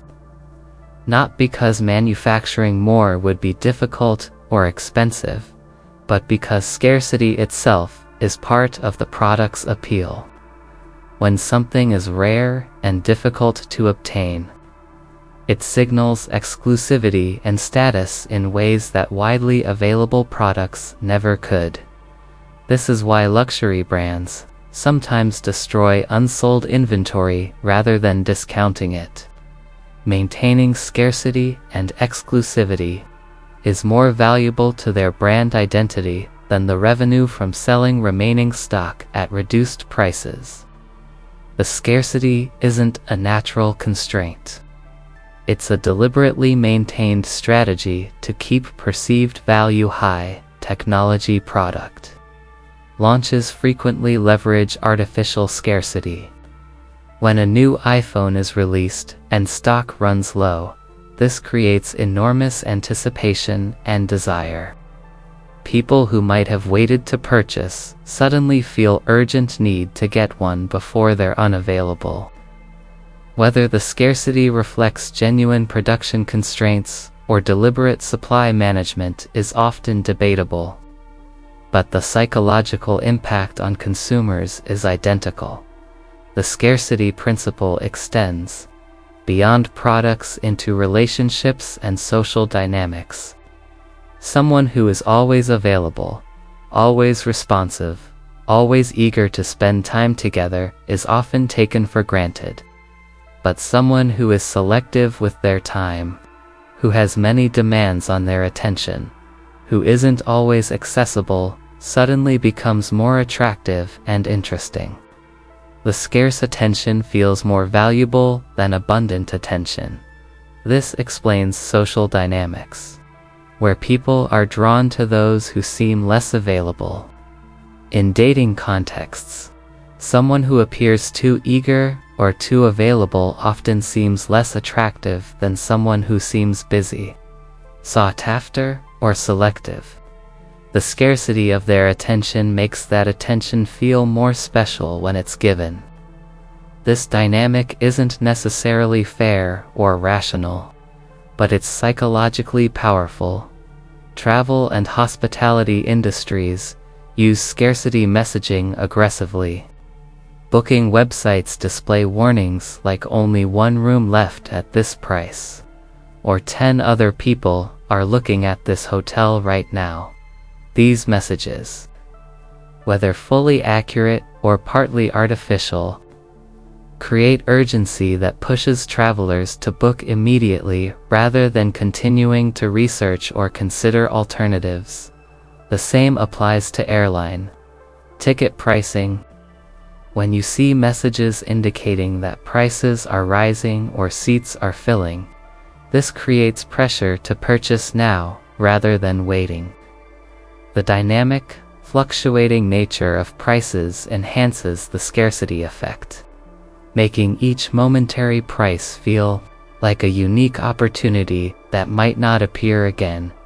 Psychological research has confirmed the power of scarcity in controlled experiments. In one famous study, participants were given 2 identical jars of cookies. One jar was full. The other was nearly empty. Despite the cookies being identical, participants consistently rated the cookies in the nearly empty jar as tasting better and being more desirable. The scarcity created an illusion of enhanced value even though the actual product was unchanged. This experiment reveals something important. Scarcity affects not just our desire to obtain something, but also our perception of its quality. We assume that scarce things are better, that if something is rare it must be more valuable. This assumption often has no basis in reality, yet it powerfully influences judgment and behavior. The scarcity principle also appears in information contexts. Secret or restricted knowledge feels more valuable than widely available information. This explains the appeal of exclusive insider information, leaked documents, or behind-the-scenes access. The same information that would seem mundane if publicly available suddenly feels significant when presented as rare or difficult to obtain. Social proof amplifies scarcity effects. When we see others competing for scarce resources, when we observe that many people want something that's in limited supply, both effects combine to create powerful motivation. The scarcity signals value, and the competition from others validates that the scarce item is indeed worth having. This combination creates shopping frenzies, bidding wars, and sometimes irrational competition for things that wouldn't seem particularly valuable in other contexts. 2. Defend against manipulation through artificial scarcity. Develop the habit of pausing when you feel sudden urgency. Ask yourself, do I actually need this, or am I just reacting to the perception that I might lose the opportunity? Would I want this thing if it were readily available, or is my desire primarily driven by its apparent scarcity? Another useful question: is this scarcity real or manufactured? Companies have powerful incentives to create the impression of limited availability even when supplies are actually adequate. They know scarcity drives sales, So they manufacture scarcity through marketing messages even when actual constraints don't exist. Consider also whether the scarcity is relevant to your needs. Something might genuinely be rare or limited, but that doesn't mean it's valuable to you specifically. A limited edition product isn't necessarily better than the standard version. It's just rarer.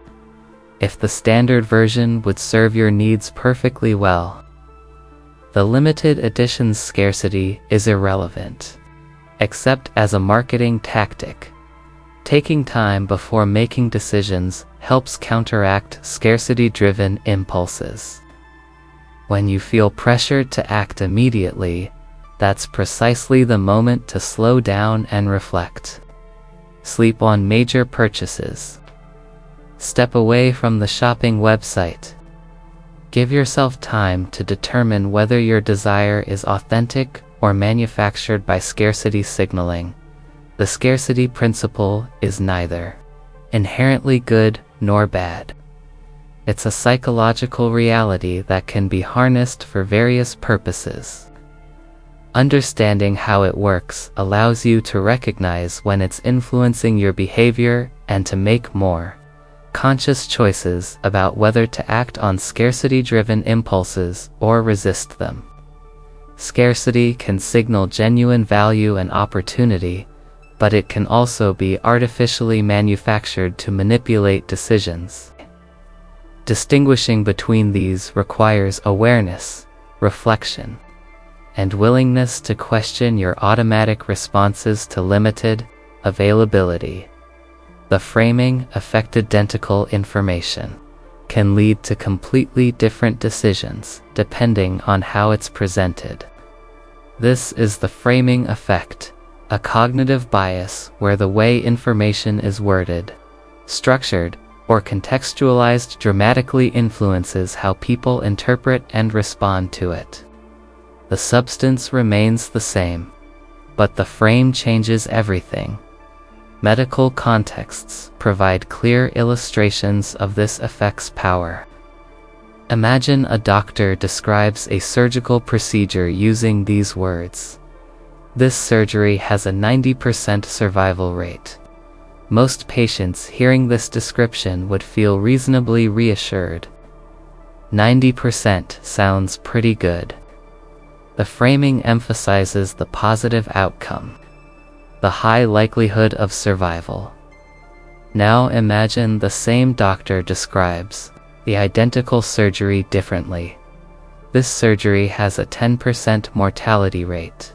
The statistical information is identical. 90% survive, 10% don't. But the framing completely changes emotional impact, focusing on the mortality rate, on the deaths, rather than the survivors. Makes the surgery seem riskier and more frightening.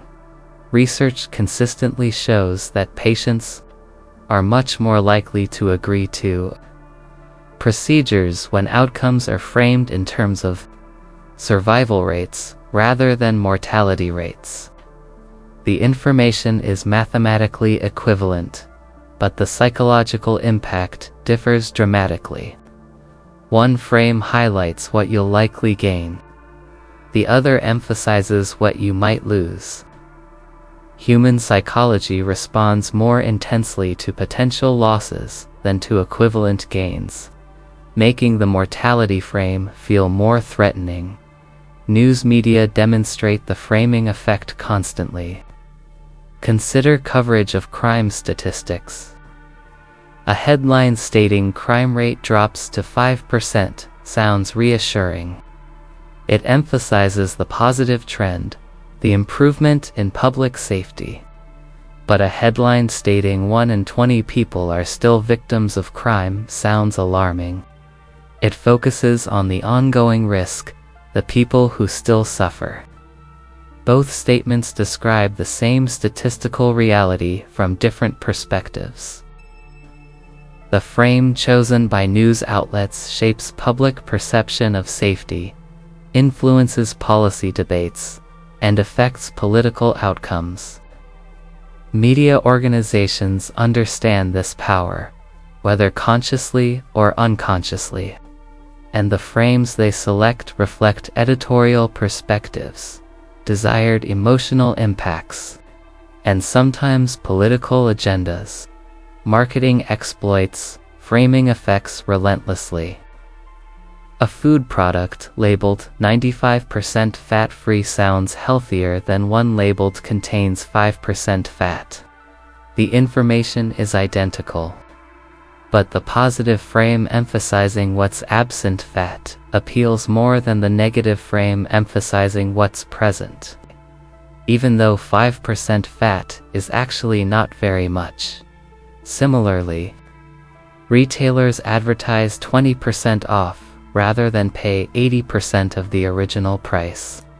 Both statements are mathematically equivalent, but one sounds like you're gaining something a discount, while the other sounds like you're still paying most of the original price. The discount frame motivates purchasing more effectively than the payment frame. Financial contexts reveal framing effects in investor behavior.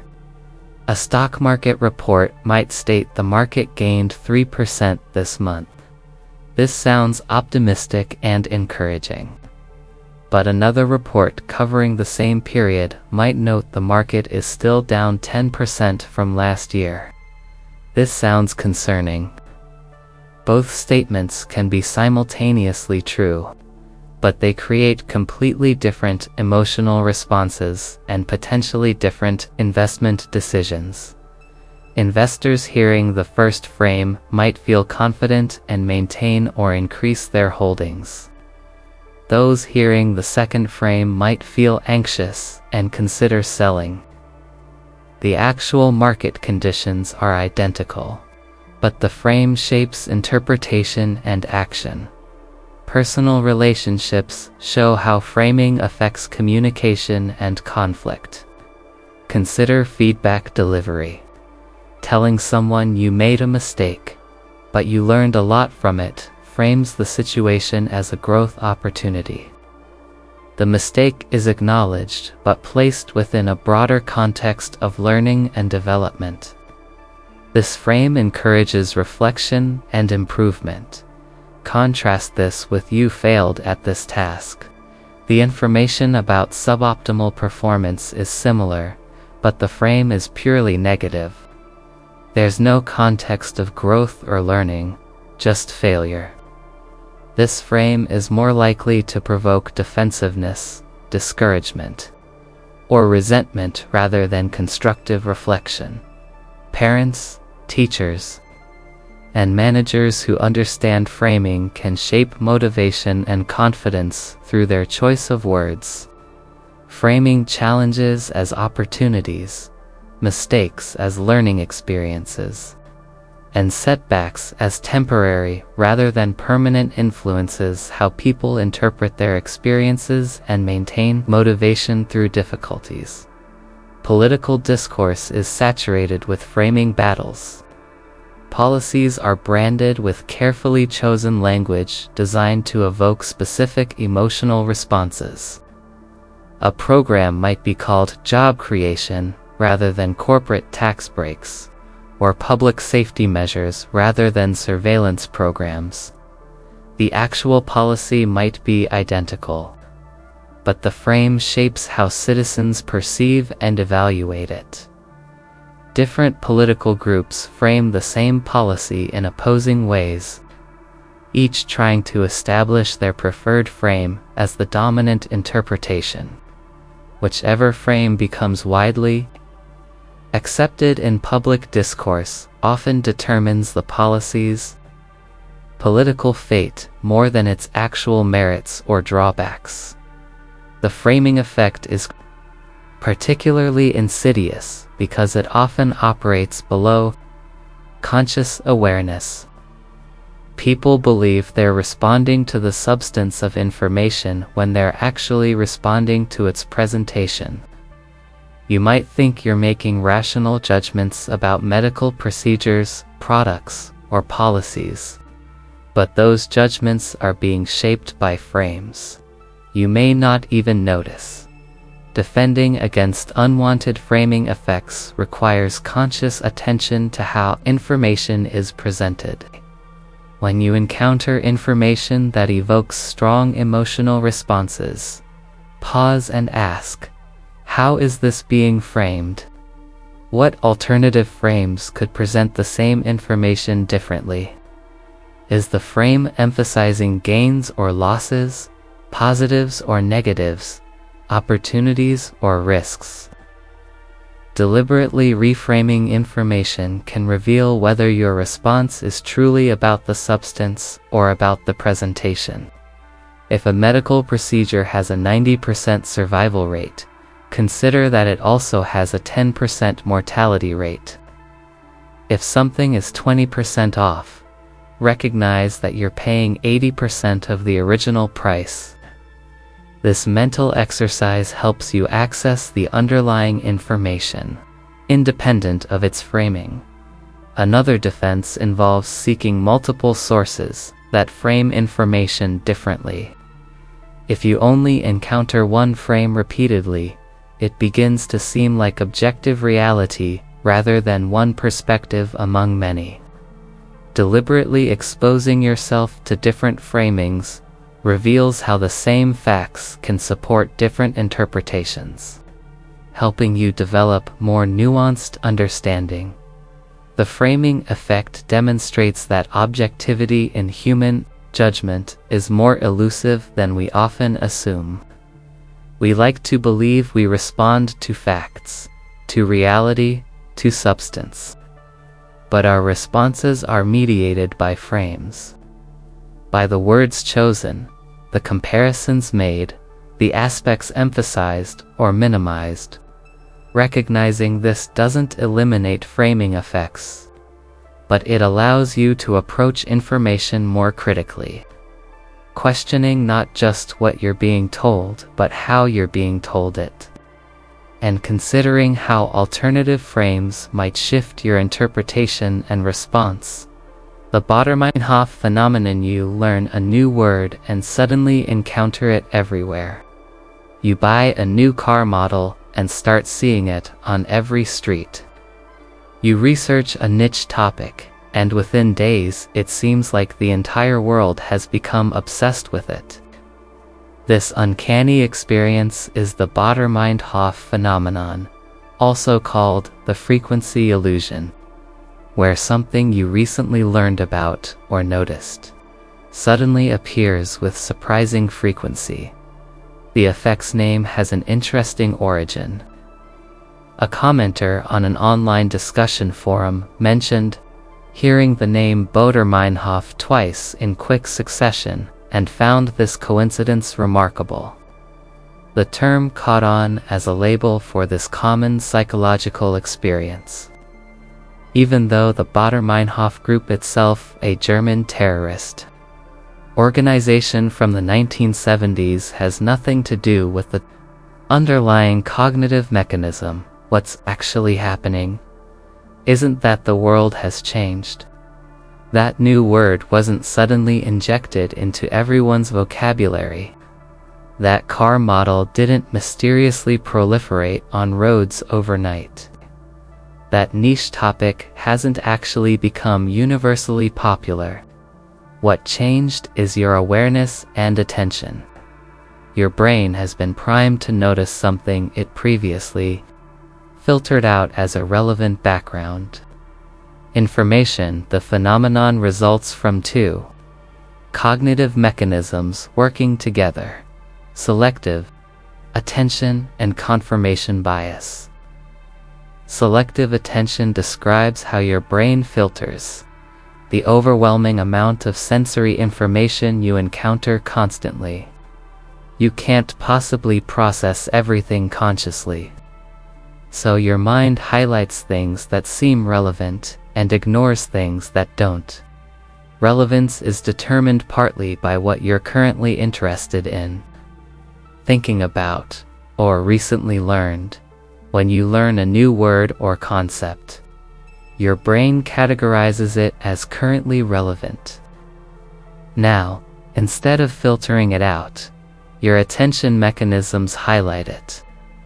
Every time you encounter this word in text, conversation, or media, it pops into conscious awareness. Previously, you might have encountered it just as frequently but never noticed because it wasn't marked as relevant. Confirmation bias amplifies this effect. Once you start noticing the word or concept frequently, your brain interprets this as evidence that it genuinely has become more common. Each additional encounter confirms your impression that something has changed in the world around you. You're not considering all the times you might have encountered and ignored this information before it became salient to you. This phenomenon explains why trends can seem to explode suddenly. When you first become aware of a song, fashion style, or cultural reference, you start noticing it everywhere. It feels like everyone is talking about it, like it's taking over. In reality, it may have been building gradually for quite some time. You simply weren't paying attention until something brought it to your awareness, at which point your selective attention made it seem omnipresent. Marketers and advertisers understand and exploit this effect by ensuring their products become visible across multiple platforms simultaneously. If you see an advertisement for a product, then hear a coworker mention it, then notice someone using it in public. This feels like the product is everywhere, like it's incredibly popular. The reality might be that it was always moderately visible, but your selective attention has now been activated to notice it. This multi-channel visibility creates the impression of ubiquity and popularity, which itself becomes a selling point. People are drawn to things that seem popular and widely adopted. So creating the perception of popularity through strategic visibility increases actual popularity. The Baader-Meinhof phenomenon makes this marketing strategy more effective because once consumers notice a product once, they start seeing it everywhere, reinforcing the impression of its success. The phenomenon plays a significant role in how personal beliefs are reinforced and sometimes radicalized. If someone starts researching conspiracy theories, they suddenly notice evidence supporting those theories everywhere. Every ambiguous event, every news story, every coincidence seems to validate the conspiracy. This isn't because the world actually provides unusual amounts of confirming evidence. It's because selective attention is now filtering for anything that could be interpreted as relevant. The same process occurs with political beliefs. When you adopt a particular ideological perspective, you begin noticing news stories, statistics, and events that seem to support that perspective. Every piece of confirming information feels like additional validation of your views. You're less likely to notice or remember information that contradicts your beliefs because your attention isn't filtering for it with the same intensity. This creates echo chambers and confirmation spirals where beliefs become increasingly entrenched not through genuine accumulation of evidence, but through selective attention that makes confirming evidence seem overwhelmingly prevalent while disconfirming evidence goes unnoticed. The phenomenon even affects interpersonal relationships and social perception. When you develop attraction to someone or interest in becoming friends, you suddenly notice them all the time. You see them in places you never noticed them before. You notice when they walk by, when they're at events, when they're mentioned in conversations. It can feel like fate or meaningful coincidence. But more likely you were simply never paying attention before. and now your brain has marked this person as relevant and worthy of conscious notice. Understanding the Baader-Meinhof phenomenon is important because it helps separate coincidence from genuine change, perception from reality. When something suddenly seems to be everywhere, the right question isn't "why is this suddenly so prevalent?" but rather, has my awareness changed, or has actual frequency changed? Often, awareness is the key variable. Your attention has been directed towards something that was always present in your environment but previously filtered out as irrelevant. Recognizing this prevents you from over-interpreting coincidence as meaningful pattern, from seeing random frequency as significant trend, from mistaking your changed perception for changed reality. This awareness is particularly valuable for maintaining intellectual humility and openness. When you notice a lot of information confirming your beliefs or supporting your interests, rather than assuming the world is validating you, consider whether your selective attention is simply highlighting, confirming information while overlooking contradictory information that's equally present but less salient to your primed awareness. The Baader-Meinhof phenomenon reveals how much of what we experience as reality is actually constructed by our attention and interpretation, rather than being an objective representation of what exists around us. Two people in the same environment can have radically different experiences based on what they've been primed to notice. Neither experience is more real than the other. Both are selective constructions, based on what each person's brain has decided is currently relevant and worthy of conscious awareness. The halo effect: a person walks into a room exuding confidence, impeccably dressed, with a warm smile and charismatic presence. Within moments, without any substantive interaction, assumptions form. This person must be intelligent. They're probably competent, kind, successful. These conclusions aren't based on evidence. They're based on a single positive trait, perhaps physical attractiveness or confident demeanor, that influences perception of all other characteristics. This is the halo effect. The halo effect describes a cognitive bias where one salient, positive trait creates a generalized positive impression that extends to unrelated attributes.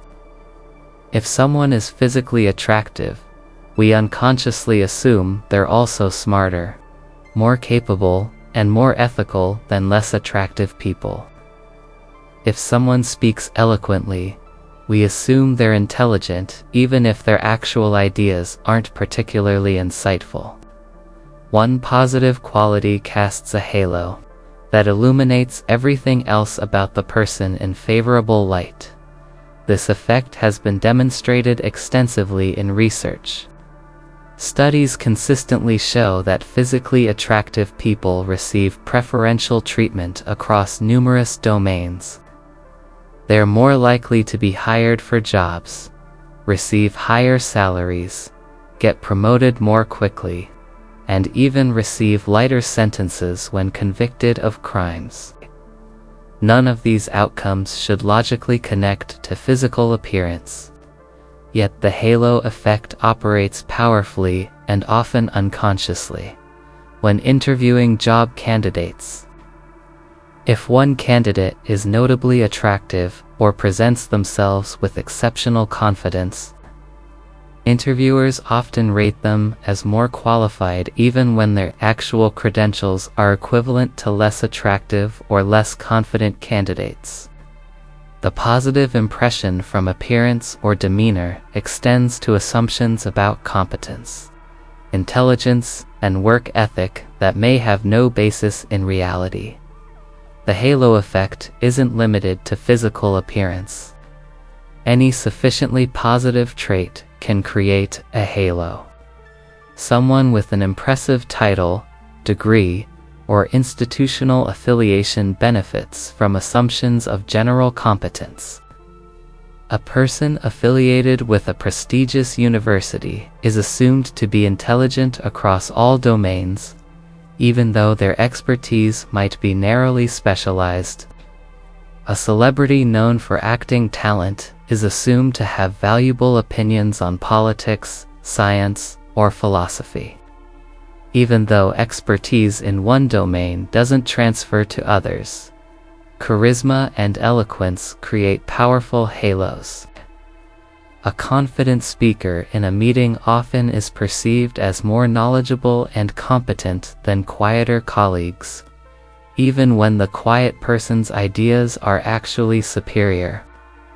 The delivery creates an impression of expertise that may not reflect actual knowledge.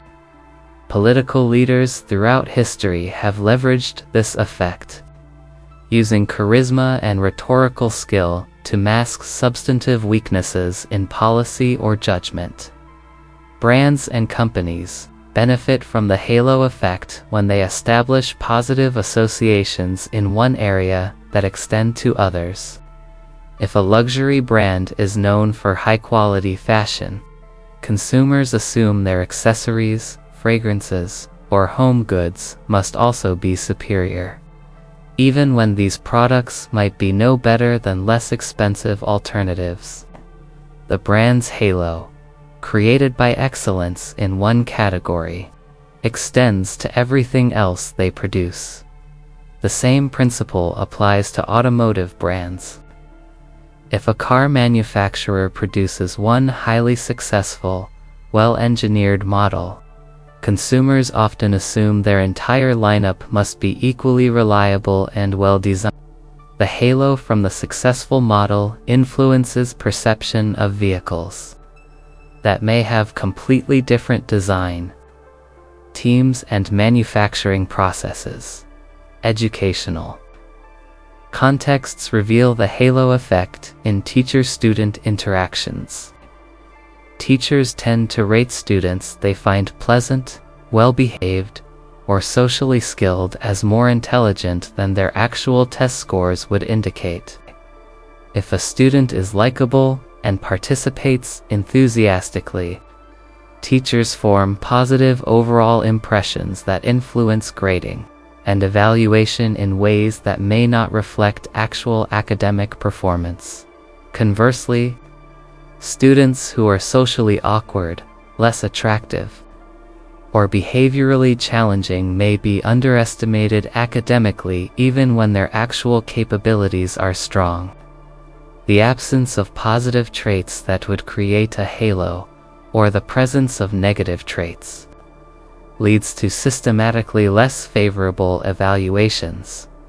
Leadership dynamics show how the halo effect shapes organizational outcomes. Charismatic leaders often gain trust and loyalty more easily than less charismatic individuals, even when their actual decision-making skills aren't superior. Employees and followers assume that someone who presents confidently and speaks compellingly must have sound judgment and valuable insights. This can lead organizations to follow charismatic leaders into poor decisions that a less charismatic but more careful thinker might have avoided. Once a halo is established, it becomes self-reinforcing through interpretive biases. When you perceive someone positively, you interpret ambiguous behaviors favorably. If an admired person makes a controversial statement, supporters are likely to defend or rationalize it, assuming there must be wisdom or justification that less informed observers are missing.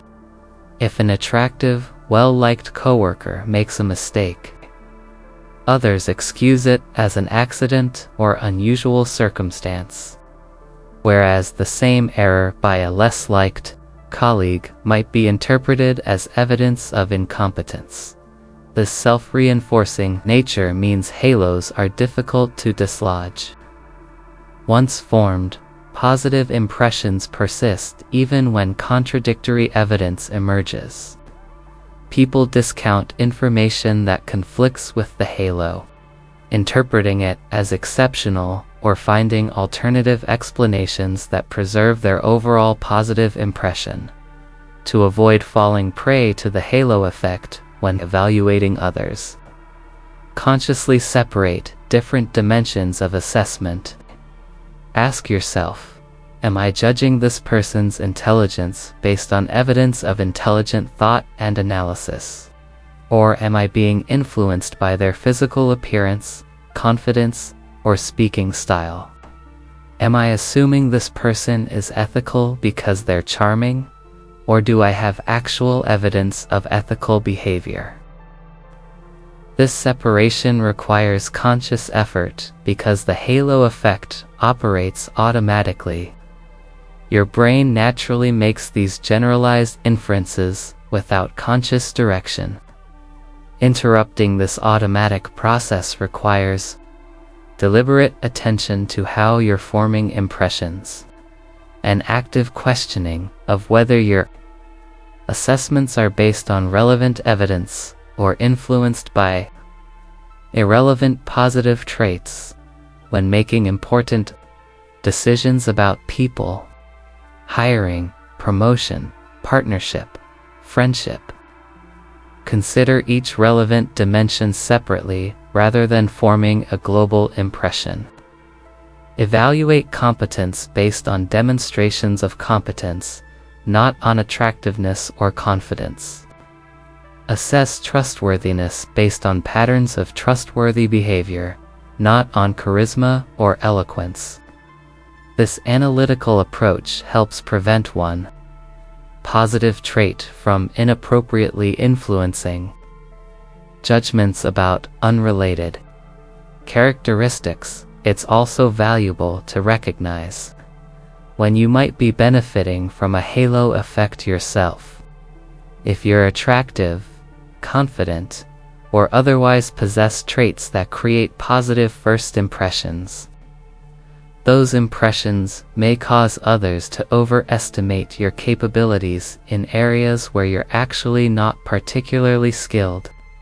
Being aware of this allows you to be more honest with yourself about your actual strengths and weaknesses rather than believing the inflated assessments others may offer. That the halo effect reveals how much of social judgment is based on surface-level impressions and cognitive shortcuts rather than careful evaluation of relevant evidence. We like to believe we assess people fairly based on their actual qualities. But research consistently shows that salient positive traits disproportionately influence our perceptions in ways that are often unfair and inaccurate. Understanding this bias allows for more conscious, equitable evaluation of others and more realistic self-assessment. The Horn effect. If the halo effect describes how one positive trait creates an overall positive impression, the Horn effect is its dark mirror. A single negative trait can poison the entire perception of a person, causing observers to assume the worst about unrelated characteristics and abilities. Just as a halo casts favorable light on everything, horns cast everything in shadow. The name references the devil's horns, symbolizing evil and negativity. When someone makes a poor first impression, dresses inappropriately, displays an unlikable personality trait, or exhibits one area of incompetence, that negative quality can dominate perception and extend to judgments about everything else about them. Imagine walking into a job interview with your shirt wrinkled and a visible stain. Your skills, experience, and qualifications might be excellent. You might be perfectly suited for the role. but that poor first impression creates a horn effect. The interviewer unconsciously assumes that someone careless enough to appear at an interview with a wrinkled, stained shirt must also be careless in their work, disorganized in their thinking, or lacking in professionalism generally. The negative impression from appearance extends far beyond appearance itself. Similarly, if someone speaks hesitatingly or lacks confidence in presentation, others often assume they must be less knowledgeable or less competent than more confident speakers. The tentativeness in delivery creates a horn effect where the person's actual ideas and capabilities are underestimated. This particularly affects people with social anxiety, language barriers, or cultural backgrounds that emphasize modesty. Their genuine competence may be consistently undervalued because their presentation style creates negative first impressions. Educational settings reveal the horn effect in troubling ways. A student who is disruptive or behaviorally challenging in class may be assumed to be less intelligent even when their test performance is strong. Teachers form negative overall impressions based on behavior, and those impressions color academic evaluations.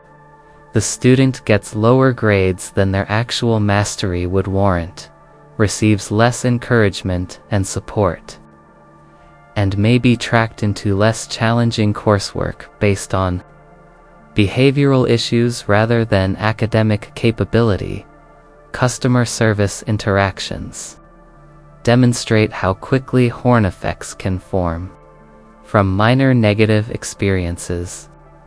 If a customer service representative has a slightly rude tone or seems impatient, customers often assume the entire company has poor service.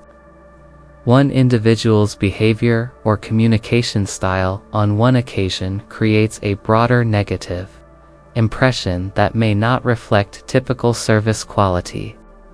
The horn effect extends from one interaction to judgments about organizational culture and competence. Public figures experience the horn effect when caught in scandals or controversies.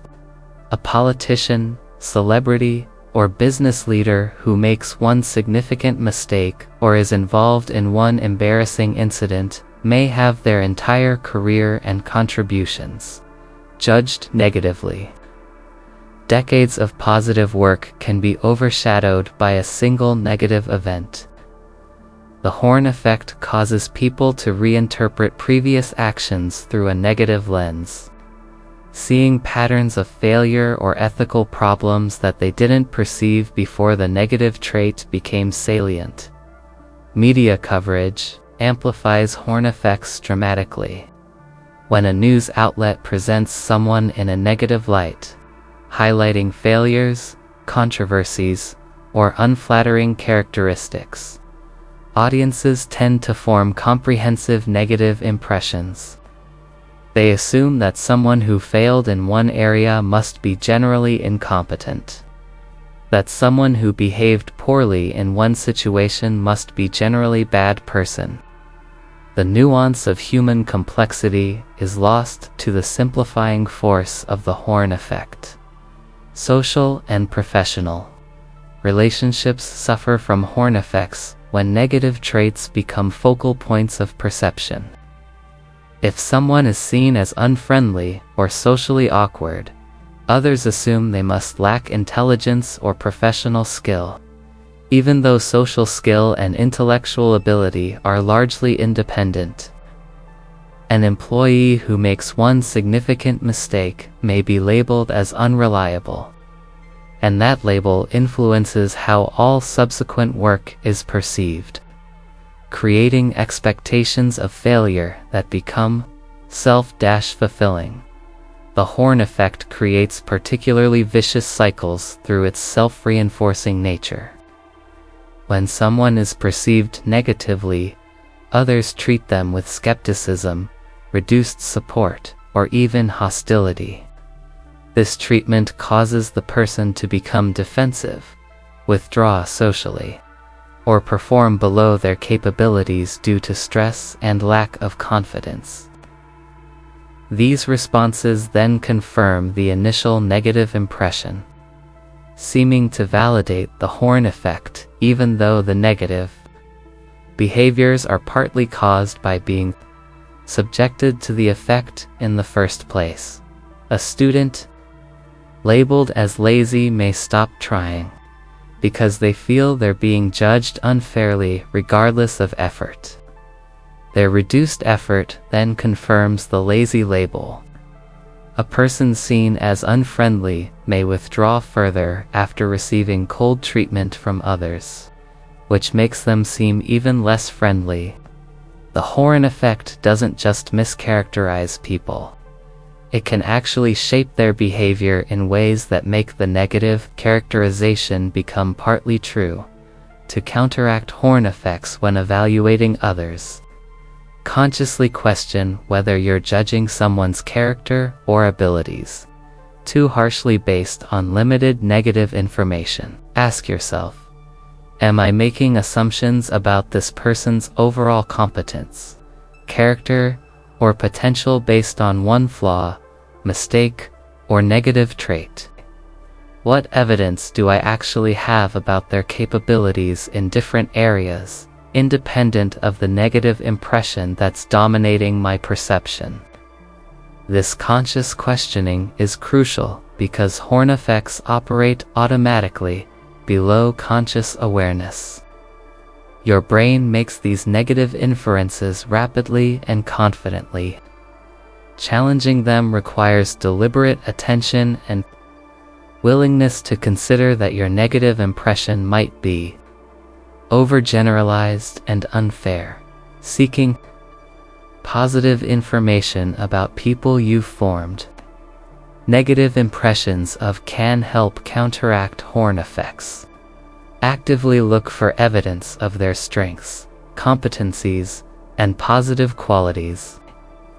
This doesn't mean ignoring legitimate concerns or problems, but it prevents one negative trait from completely dominating your perception and blinding you to the person's actual complexity.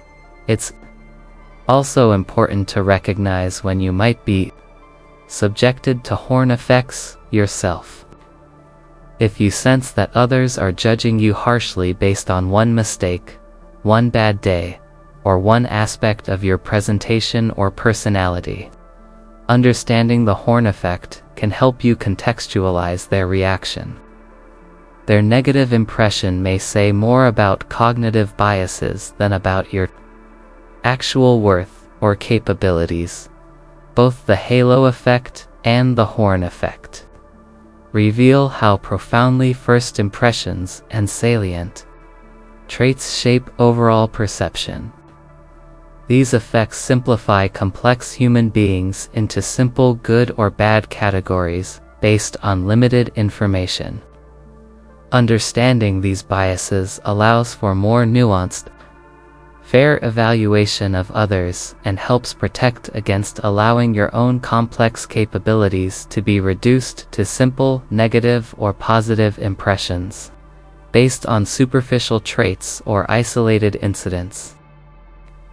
Social proof people don't like being the first to do something. The uncertainty, the risk of looking foolish, the possibility of making a mistake. All of these create hesitation about breaking new ground. But once others have done something, once a pattern of behavior is established, suddenly that action feels safe, acceptable, even expected. This is social proof, a psychological phenomenon where people look to others' behavior as guidance for their own actions, particularly in situations of uncertainty. The principle operates on a simple assumption: if many people are doing something, it must be the right thing to do. This heuristic makes evolutionary sense. Our ancestors lived in groups where conforming to group behavior generally promoted survival. If everyone was running from something, questioning whether the threat was real before also running could be fatal. If everyone was eating particular plants, those plants were probably safe. Social proof evolved as a rapid decision-making tool that usually led to adaptive behavior in modern contexts. This same mechanism influences behavior constantly, though the stakes are typically lower than survival. Laughter tracks in sitcoms exploit social proof. The artificial laughter signals to viewers that jokes are funny, and people genuinely find the jokes funnier when laughter tracks are present than when they're absent. The sound of others laughing serves as social proof that humor is occurring, and this makes viewers more likely to perceive humor themselves. Restaurant popularity demonstrates social proof powerfully. A restaurant with a long line of people waiting appears more desirable than an empty restaurant next door, even if the quality of food is identical or even inferior at the busy restaurant. The crowd itself becomes evidence of quality. People reason that if many others have chosen this restaurant, they must know something, must have information about its superiority. The line becomes self-reinforcing. It attracts more people because it exists. Viral trends and online phenomena are driven almost entirely by social proof. When you see that millions of people have watched a video, shared a post, or participated in a challenge, this creates powerful motivation to also engage. The mass participation serves as validation that this content is worth your attention.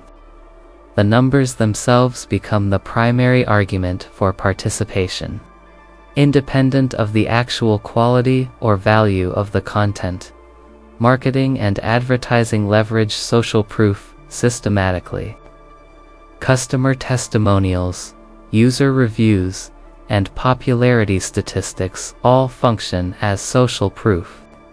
When a website displays over 1 million customers trust us or shows ratings with thousands of reviews, potential customers interpret this as evidence of quality and reliability.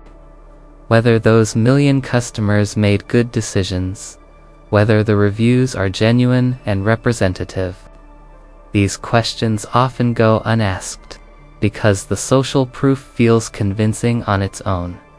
The "as seen on TV" label serves as social proof, suggesting that if a product appears on television, it must have been vetted and must be legitimate.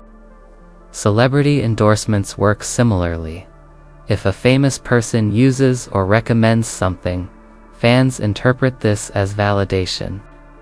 Even though celebrities are usually paid for endorsements and have no special expertise in evaluating most products, social proof shapes opinions and beliefs just as powerfully as it shapes behavior. If you enter a new workplace and observe that no one speaks up in meetings, you'll likely adopt that behavior, assuming it reflects the organizational culture's norms. If you see a group of people all staring up at the sky, you'll probably look up too, even without knowing what they're looking at. The behavior of others becomes your guide for appropriate action. This principle becomes more powerful during uncertainty. When people feel confident and knowledgeable, they rely more on their own judgment. But in unfamiliar situations, when facing difficult decisions, or when lacking clear information, the pull of social proof intensifies. Not knowing what to do, people look to what others are doing and follow suit. The effect explains conformity in social movements and collective behavior. When a fire alarm sounds and no one reacts, others assume it must be a false alarm and also fail to evacuate, sometimes with tragic consequences. But if one person runs for the exit, others quickly follow, interpreting the running as evidence of genuine danger. The same ambiguous stimulus, the alarm, produces completely different responses depending on what others are seen doing. Political rallies and mass gatherings exploit social proof to generate enthusiasm and commitment. Seeing thousands of people gathered in support of a cause or candidate creates the impression of widespread agreement and validation. Individuals who might have been uncertain about their support feel reassured by the visible support of masses of others. The crowd validates the cause in ways that argument or evidence alone might not. Social proof also operates in financial markets, with sometimes catastrophic results. When investors see others buying particular assets, they interpret this as evidence that those assets are valuable, leading them to also buy. This creates bubbles where prices become completely disconnected from underlying value, driven purely by the social proof that others are buying. Similarly, when everyone starts selling, panic spreads through social proof, creating crashes. While social proof often leads people toward reasonable behavior, following social norms generally promotes social cohesion and cooperation. It can also drive harmful conformity. History provides numerous examples of masses of people engaging in destructive behavior, partly because everyone else was doing it. The social proof that neighbors were participating in atrocities or accepting oppressive systems made it easier for individuals to also participate or accept rather than resist. Defending against unwanted influence from social proof requires conscious awareness and independent evaluation. When you feel drawn to do something primarily because others are doing it, pause and ask, would I want to do this if I didn't know what others were choosing? Am I responding to actual merit, or am I being swayed by the crowd? This is particularly important for consequential decisions. Just because many people hold a belief doesn't make it true. Just because a product is popular doesn't mean it's the best option for your needs. Just because everyone you know is making a particular choice doesn't mean that choice aligns with your values and goals. Seeking information independent of social proof can help. Instead of relying on how many people like something, investigate the actual characteristics of the thing itself. Instead of assuming popular opinion is correct, examine the evidence underlying different positions. This doesn't mean always going against the crowd. Sometimes the crowd is right. But it means basing decisions on substance rather than mere popularity. The power of social proof reveals something important about human psychology. We are fundamentally social creatures who rely heavily on others for information about how to navigate the world. This can be valuable when others' behavior reflects genuine collective wisdom. But it can also lead us astray when the crowd is wrong, when social proof is manufactured, or when following others leads us away from our authentic preferences and values. Understanding how social proof works allows you to benefit from collective knowledge when appropriate, while maintaining autonomy when independence serves you better. The mere exposure effect. Familiarity breeds comfort. The more frequently you encounter something, the more you tend to like it. Even if your initial reaction was neutral or mildly negative.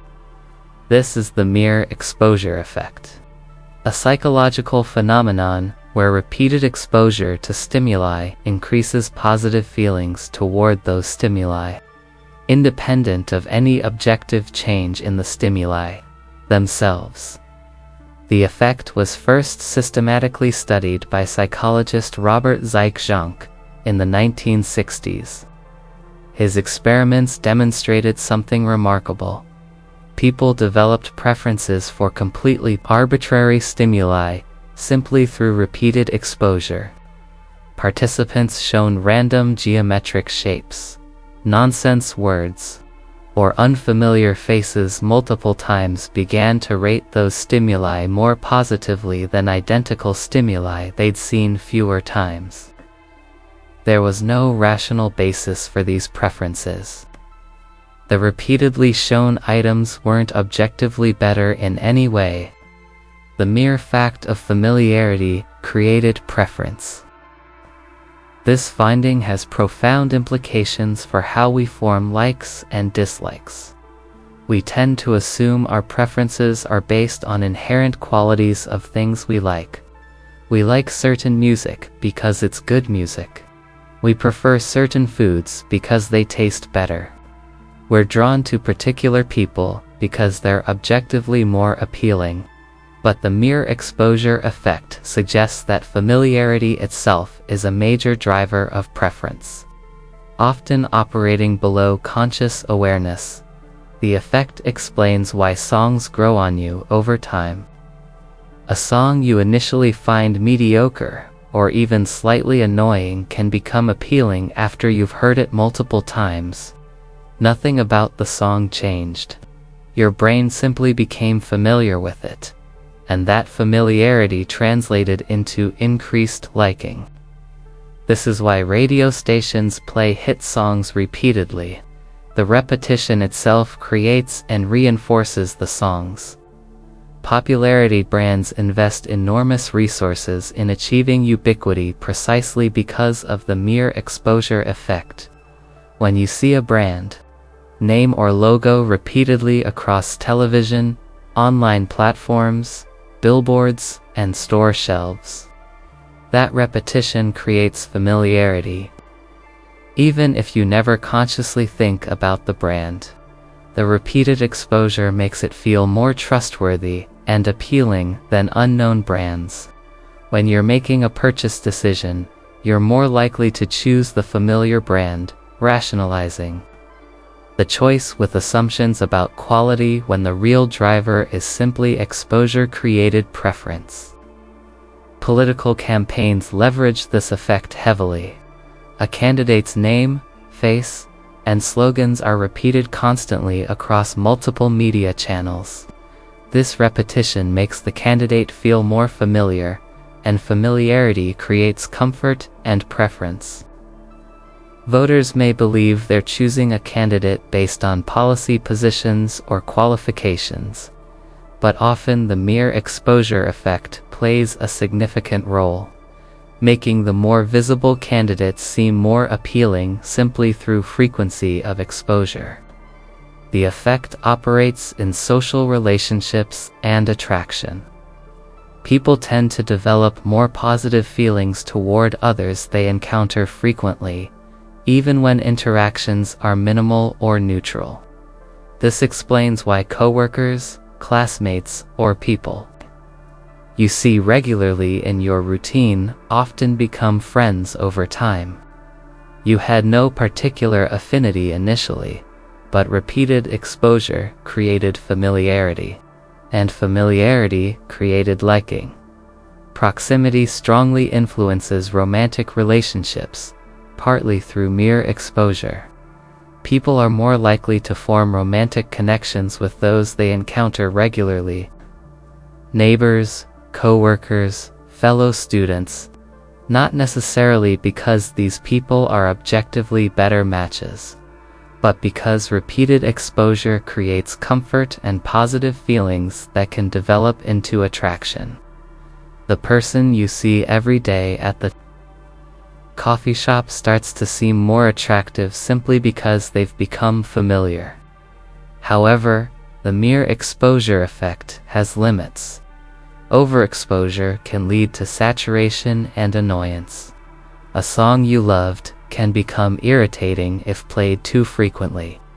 An advertisement you initially found clever becomes obnoxious when repeated excessively. A person who texts or contacts you too often can start to seem clingy or overwhelming. There's an optimal level of exposure that maximizes positive feelings. Beyond that point, familiarity breeds not liking but contempt or boredom. The transition from positive effect to negative happens when exposure shifts from creating pleasant familiarity to feeling intrusive, forced, or inescapable.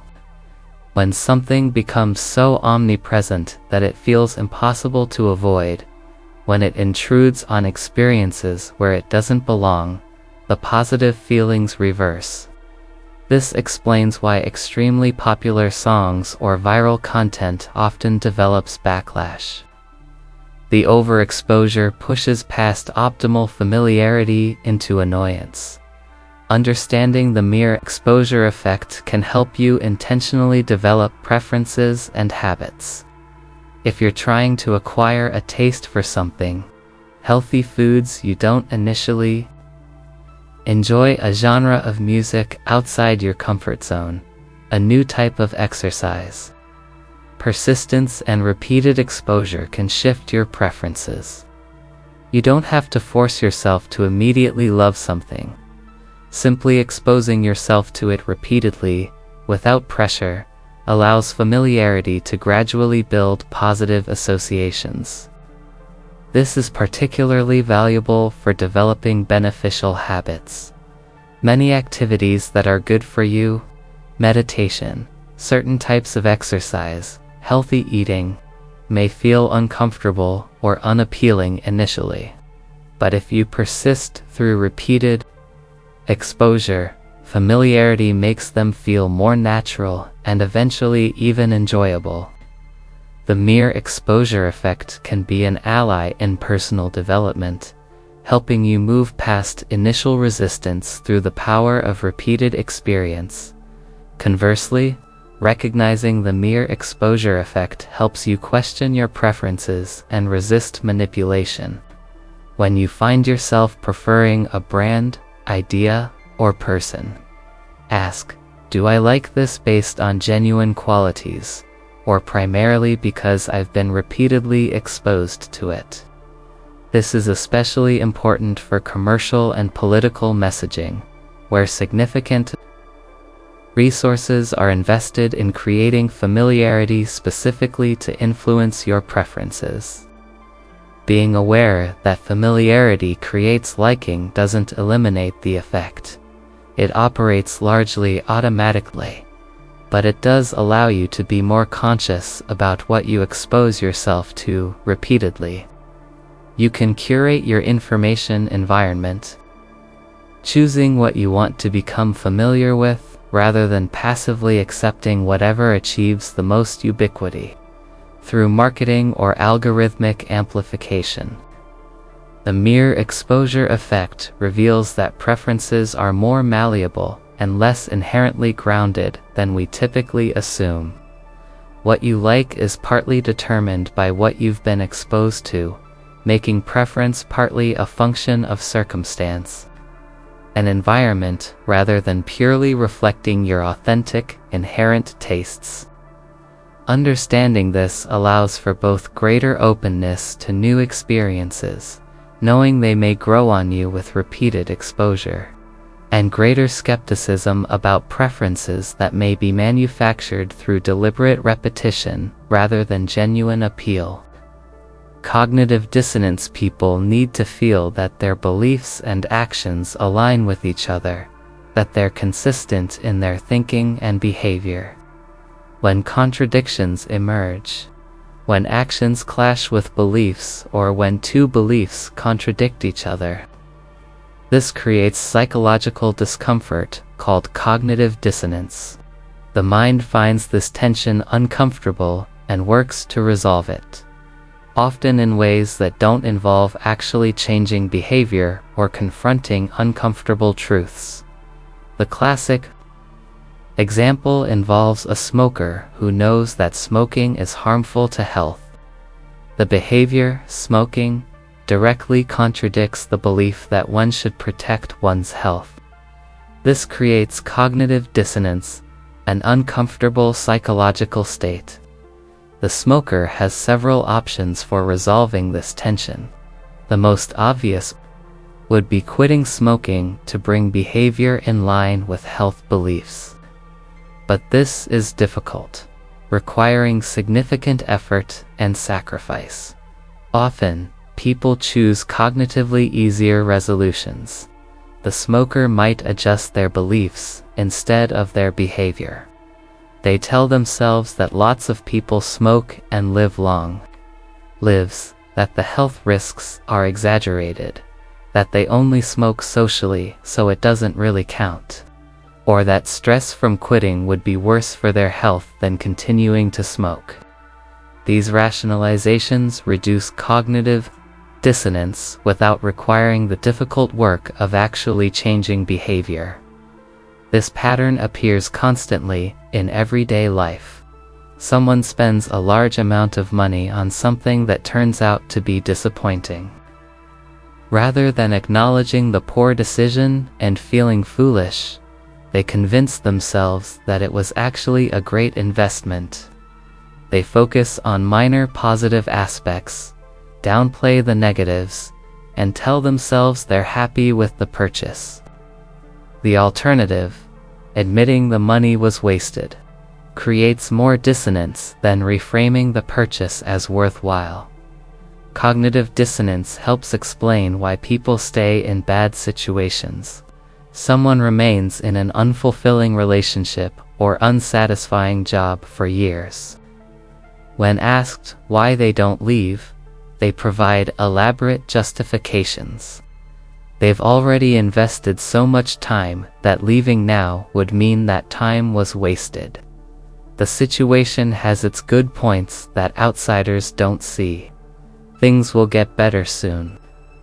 These rationalizations resolve the dissonance between staying the behavior and knowing that the situation is making them unhappy, the belief. The phenomenon is especially powerful when identity is involved.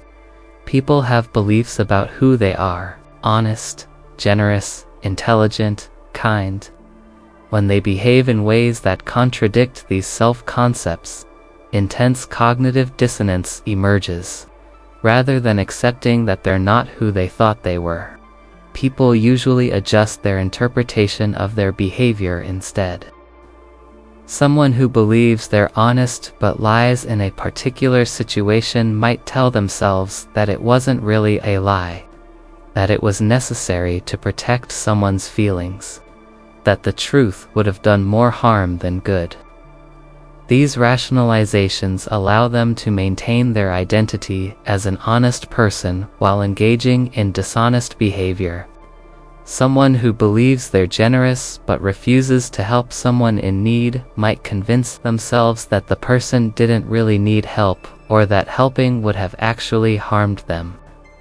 The self-concept remains intact through reinterpretation of the contradictory behavior. Cognitive dissonance explains resistance to changing deeply held beliefs even when confronted with clear contradictory evidence. When people encounter information that challenges fundamental beliefs, accepting that information would require acknowledging they've been wrong, possibly for years. This creates tremendous dissonance. Rather than accepting the new information, people often reject it, reinterpret it, or find ways to dismiss it as unreliable or biased. This is particularly evident in political and ideological contexts. When someone has built their identity around particular political beliefs, encountering evidence that those beliefs might be wrong threatens their sense of self. The cognitive dissonance created by this threat is so uncomfortable that they'll often engage in elaborate reasoning to dismiss or explain away contradictory evidence rather than updating their beliefs. The psychological comfort of consistency outweighs the epistemic value of accuracy. Cult members and followers of disproven predictions demonstrate extreme forms of cognitive dissonance resolution. When prophecies fail to come true, rather than abandoning the belief system, members often become more committed. They generate explanations for why the prophecy didn't manifest as expected, or they reinterpret events to claim that it actually did come true in some subtle way. Admitting they were wrong would create unbearable dissonance, so they adjust their interpretation of reality instead. Marketers and influence professionals exploit cognitive dissonance deliberately. If they can get someone to make a small commitment or take a small action aligned with their product or cause, cognitive dissonance makes that person more likely to continue along that path. Having taken the initial action, people want to see themselves as consistent. Taking contrary actions later would create dissonance. So they continue in the direction of their initial commitment even when they might not have chosen that direction without the initial small step. This principle underlies the foot-and-kneader technique discussed earlier. The initial small commitment creates an identity. I'm someone who supports this cause, or I'm someone who uses this brand. Subsequent requests that align with this identity are more likely to be accepted because rejecting them would create dissonance with the established self-concept. Understanding cognitive dissonance is crucial for personal growth and intellectual honesty. The mechanism that makes cognitive dissonance uncomfortable exists for a reason. It helps maintain consistency, which is generally useful. But the ways we often resolve dissonance, through rationalization, reinterpretation, and rejection of contradictory information, can prevent learning and growth. To use cognitive dissonance productively, rather than letting it lead you astray. Develop awareness of when you're experiencing it. When you feel defensive about a belief or behavior, when you find yourself generating elaborate justifications, when you're working hard to explain away contradictory evidence. These are signs that cognitive dissonance is operating. This awareness allows you to pause and ask, am I genuinely evaluating this situation rationally, or am I primarily trying to reduce psychological discomfort by maintaining consistency? Being willing to sit with cognitive dissonance rather than immediately resolving it can be valuable. That discomfort might be telling you something important. That your beliefs and actions genuinely are inconsistent, and that one or the other needs to change. Sometimes the right response isn't clever rationalization, but honest acknowledgement. I was wrong. I made a mistake. I need to change my behavior or update my beliefs. This requires intellectual humility and emotional courage. It's psychologically easier to rationalize than to change or admit error. But personal growth, learning, and intellectual integrity all depend on being willing to update beliefs and behaviors when they're shown to be inconsistent or incorrect. Understanding how cognitive dissonance works allows you to recognize when it's functioning as a useful signal versus when it's leading you into rationalization and self-deception. Pygmalion effect shape reality in ways that seem almost magical. When people are expected to perform well, they often rise to meet those expectations, even when they wouldn't have achieved the same results without those elevated beliefs. This is the Pygmalion effect, a psychological phenomenon where high expectations from others lead to improved performance, increased motivation, and greater success.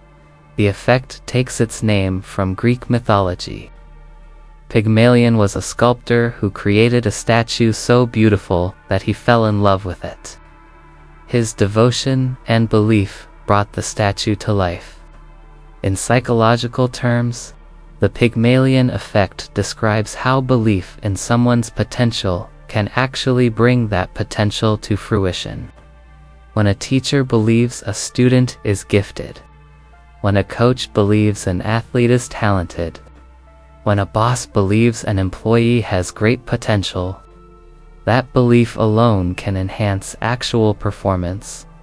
The most famous demonstration of this effect came from research conducted in 1968 by psychologists Robert Rosenthal and Lenore Jacobson.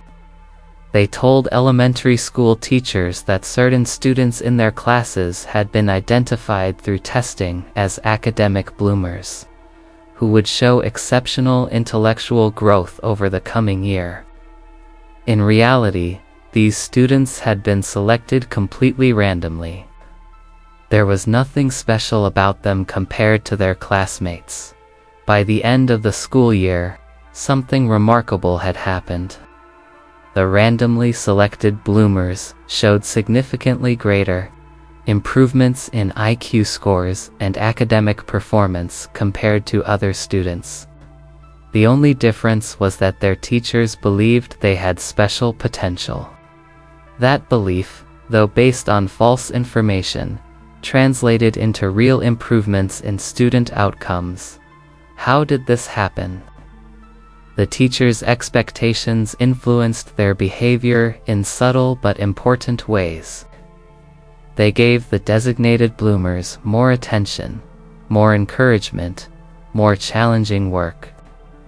They interpreted ambiguous behaviors more favorably. When these students struggled, teachers attributed it to the difficulty of the material rather than to student limitations. When they succeeded, teachers saw it as evidence of their exceptional ability. The students, receiving this differential treatment, internalized the high expectations and began to perform accordingly. The students themselves began to believe they were capable of more. They put in greater effort because they felt their effort would pay off. They took on more challenging tasks because they believed they could handle them. The teacher's expectations created a self-fulfilling prophecy where the belief in potential helped realize that potential. This effect extends far beyond academic settings. In workplaces, when managers have high expectations for employees, those employees tend to perform better, take on greater responsibility, and develop stronger skills. The manager's confidence becomes contagious. Employees feel valued and capable, which increases their motivation and willingness to stretch beyond their comfort zones. They're more likely to volunteer for challenging projects, more likely to persist through difficulties, more likely to develop professionally. Leadership development particularly reveals the Pygmalion effect's power. Leaders who express genuine belief in their team's capabilities create environments where team members exceed their own expectations of themselves. The leader's confidence provides psychological permission to attempt things that might have seemed beyond reach. It creates a culture where growth and development are expected and supported rather than optional or unlikely. Conversely, when managers have low expectations or express doubt in employees' abilities, those employees often underperform relative to their actual capabilities. The doubt becomes a ceiling that limits ambition and effort. Why try hard if your boss doesn't believe you're capable anyway? Why volunteer for challenging work if you're perceived as someone who can only handle routine tasks? Low expectations create self-fulfilling prophecies just as powerfully as high ones. But in the opposite direction, personal relationships demonstrate the Pygmalion effect in intimate ways. Parents who consistently tell their children they're capable, intelligent, and able to overcome challenges raise children who internalize these beliefs and approach life with greater confidence. The specific words matter less than the underlying message of belief and expectation. Children who grow up hearing "you can do this" and "I believe in you" develop fundamentally different self-concepts than those who hear "you'll never amount to anything" or "you're not smart enough." These early messages about potential and capability become deeply embedded in identity. They shape how people approach challenges, how they interpret failures, how they set goals, and how much effort they're willing to invest in difficult pursuits. A child raised with high expectations embedded in loving support develops a fundamentally different relationship with their own potential than a child raised with doubt, criticism, or low expectations. The effect even operates in self-directed ways. The expectations you hold for yourself influence your performance and outcomes.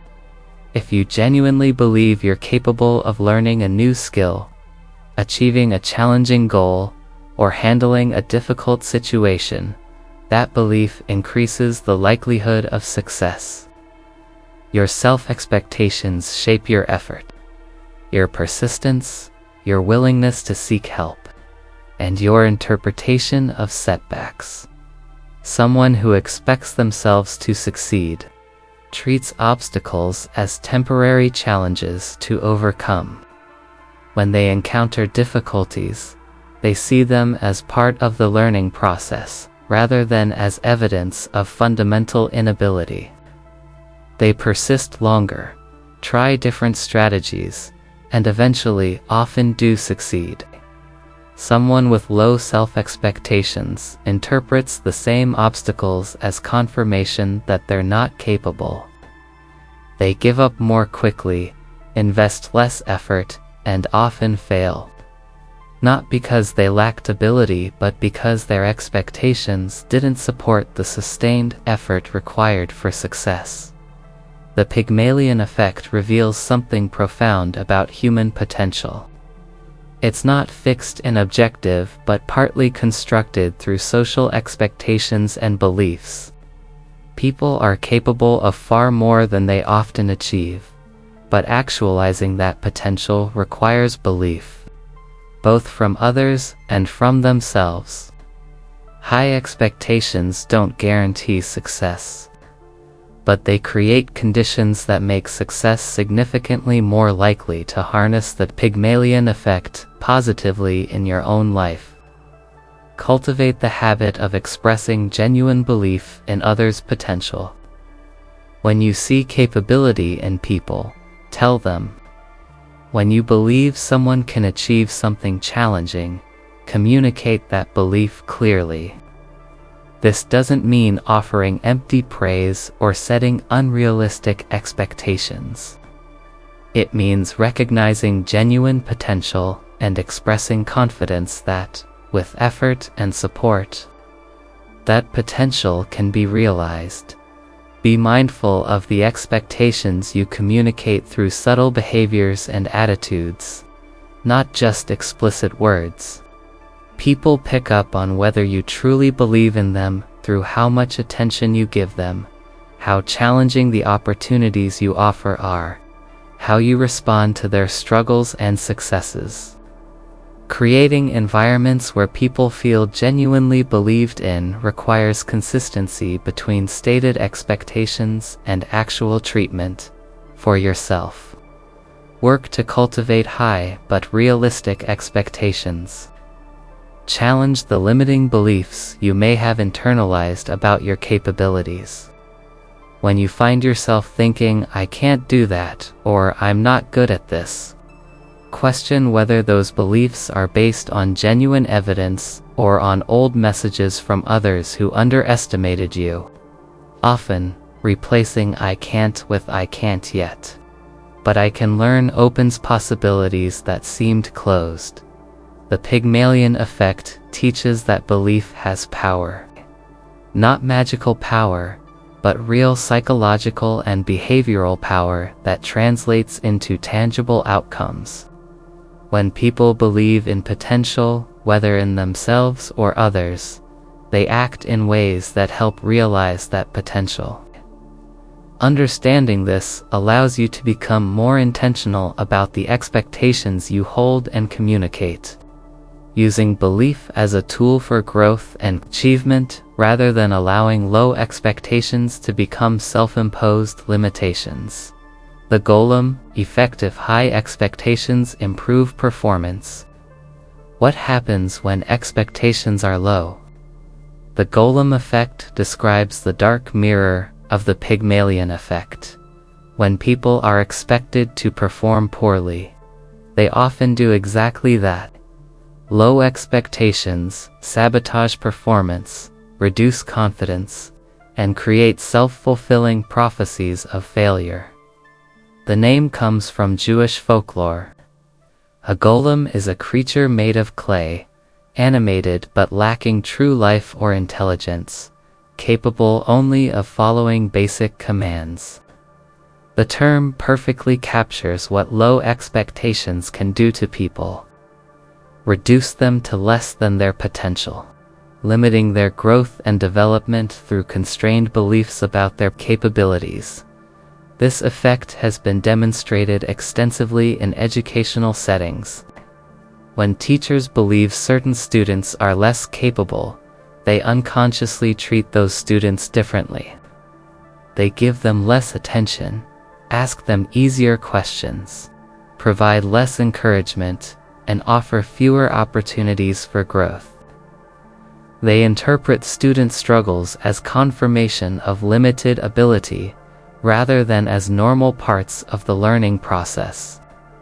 They express lower expectations through their words, their tone, their body language, and their educational choices. Students receiving this treatment internalize the message that they're not capable. They begin to doubt their own abilities. They put in less effort because they feel effort won't make a difference. They avoid challenges because they expect to fail. They disengage from learning because the environment communicates that success isn't expected or even possible for them. The teacher's low expectations become the student's low self-expectations, creating a downward spiral of reduced effort and performance. This pattern is particularly insidious because it often goes unnoticed. Teachers don't consciously decide to harm students with low expectations. The differential treatment happens subtly and unconsciously. A teacher might not realize they're calling on certain students less frequently, giving others more time to answer questions, or expressing less enthusiasm when particular students contribute. But students notice these subtle differences and interpret them as messages about their worth and capability. Workplace environments reveal similar dynamics. When managers doubt employees' abilities, those employees are less likely to perform well. The doubt manifests in assignments given, routine, unchallenging work, rather than opportunities for growth and visibility. It appears in supervision style, micromanagement, and excessive oversight, rather than trust and autonomy. It shows in feedback patterns. Focus on deficiencies rather than strengths and potential. Employees subjected to the golem effect become less confident, less motivated, and less productive. They stop volunteering for challenging projects because they sense they're not seen as capable. They reduce their effort because they feel undervalued and hopeless about advancement. They may eventually leave for environments where their potential is recognized, or they may stagnate, never realizing capabilities that different expectations might have unlocked. The effect creates particularly troubling dynamics in contexts where biases about group characteristics influence expectations. If managers unconsciously expect less from employees of certain backgrounds, genders, or other characteristics, those lowered expectations can systematically limit those individuals' opportunities and outcomes. What appears to be confirmation of lower ability is actually the result of constrained opportunities and differential treatment driven by biased expectations. Social relationships show how the Golem effect operates in personal contexts. If a child consistently hears messages suggesting they're not smart enough, not athletic enough, not talented enough, those messages shape their self-concept. They stop trying in domains where they're expected to fail. They avoid activities where they've been told they lack ability. Over time, the lack of practice and effort in those areas means they actually do underperform, creating apparent confirmation of the original low expectations. Similarly, if a person is repeatedly made to feel incompetent by a partner, friend, or family member, their confidence erodes. They begin doubting their judgment, their capabilities, their worth. This doubt affects their performance in various domains, making them actually less capable in some ways than they would be in a supportive environment. The relationship's negative expectations become internalized as negative self-expectations. What makes the Golem effect particularly dangerous is its subtlety. Unlike overt criticism or explicit put-downs, the effect often operates through absence. Absence of encouragement, absence of opportunity, absence of expressed confidence. This makes it harder to recognize and address. Someone subjected to the Golem effect might not be able to point to specific harmful actions or words, but they feel the cumulative weight of low expectations in countless small interactions and decisions. The effect also tends to be Initial low expectations lead to reduced performance, which appears to confirm those expectations, which leads to further reduced opportunities and encouragement, which produces even worse performance. Breaking this cycle requires recognizing that the low performance is at least partly caused by the low expectations, rather than being an accurate reflection of inherent capability. To avoid inflicting the Golem effect on others, develop awareness of your own expectations and how they influence your behavior. When you find yourself expecting less from certain people, question where those expectations come from. Are they based on solid evidence of actual limitations, or might they reflect biases, stereotypes, or limited information? Often, low expectations are based on superficial characteristics or early impressions that don't reflect true potential.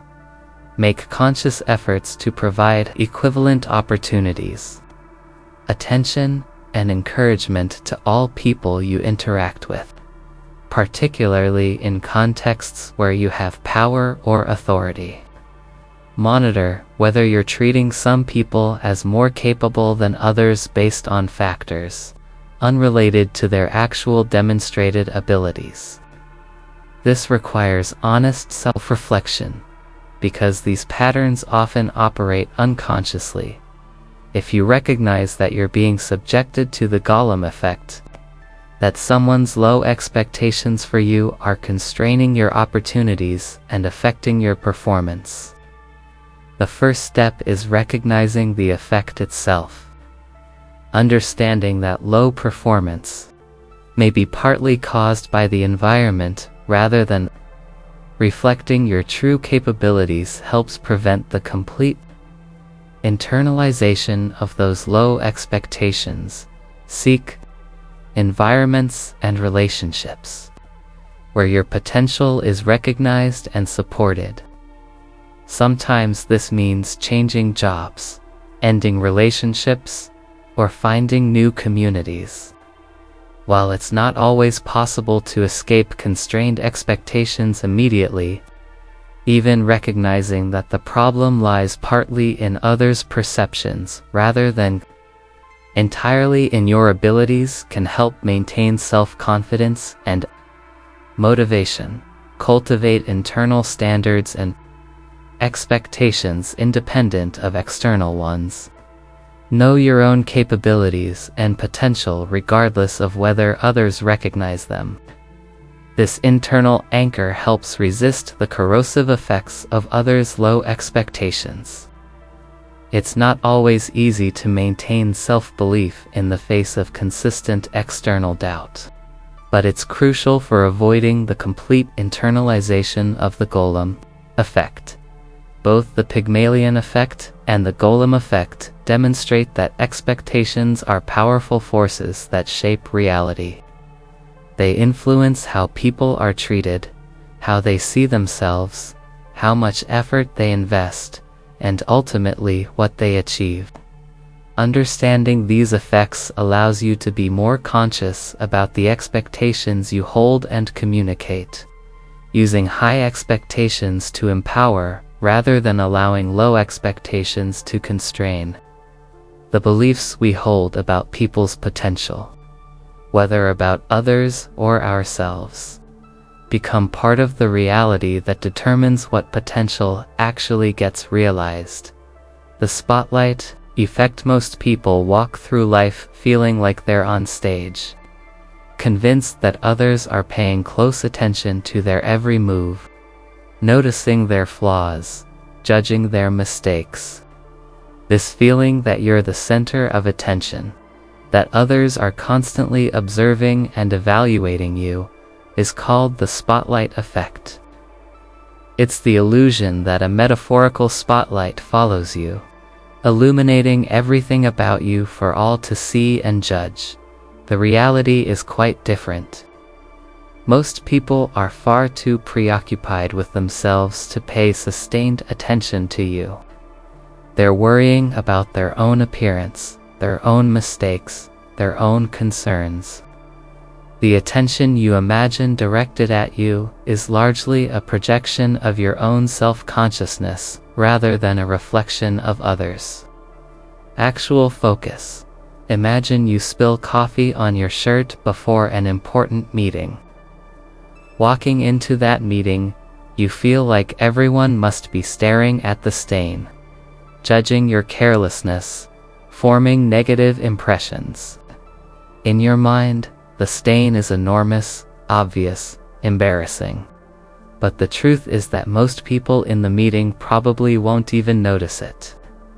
Those who do notice will likely forget about it within minutes, their attention quickly returning to their own concerns and the meeting's content. This disconnect between how much attention you think you're receiving and how much you're actually receiving has been confirmed in psychological research. In a classic study, participants were asked to wear embarrassing t-shirts featuring unflattering images and then estimate what percentage of people in a room noticed the shirt. Participants consistently overestimated the attention they received. They thought everyone noticed when in reality only a fraction of people paid any attention. This experiment reveals a fundamental truth about human social perception. We drastically overestimate how much others notice us. We assume our minor embarrassments are major spectacles. We think our small victories are widely observed and admired. We believe our fashion choices, our physical imperfections, our stumbled words are all being closely monitored and evaluated. In reality, most people are barely paying attention. The spotlight effect fuels social anxiety and self-consciousness. When you believe others are constantly judging you, social situations become stressful. You worry about saying the wrong thing, wearing the wrong clothes, making the wrong impression. You overthink every interaction, analyzing your performance, convinced that others are doing the same. This anxiety can become paralyzing, preventing authentic self-expression and genuine connection. But understanding the spotlight effect offers liberation. Recognizing that people aren't actually paying as much attention to you as you fear can reduce social anxiety substantially. That embarrassing moment you're dwelling on. Others have probably already forgotten it. That awkward thing you said? Most people either didn't notice or didn't think it was significant. That outfit you're worried about?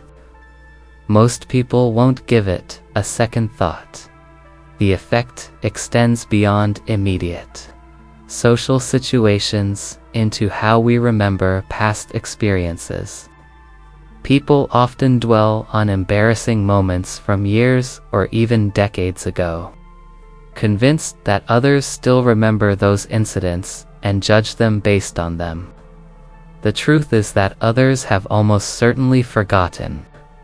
While you've replayed the moment hundreds of times in your mind, analyzing every detail, others moved on almost immediately because they were focused on their own lives and concerns. This asymmetry between your memory of your embarrassing moments and others' memory of them reflects the spotlight effect's persistence. You remember because you were at the center of your experience, because the embarrassment was emotionally significant to you. Others barely registered the event because you weren't at the center of their experience. They were not understanding the spotlight effect doesn't just reduce anxiety about negative attention. It also calibrates expectations about positive attention. People often expect their achievements to be widely noticed and celebrated. You work hard on a project, deliver a great presentation, accomplish something significant, and feel disappointed when others don't seem to notice or acknowledge it as much as you expected. This disappointment often stems from the spotlight effect working in reverse.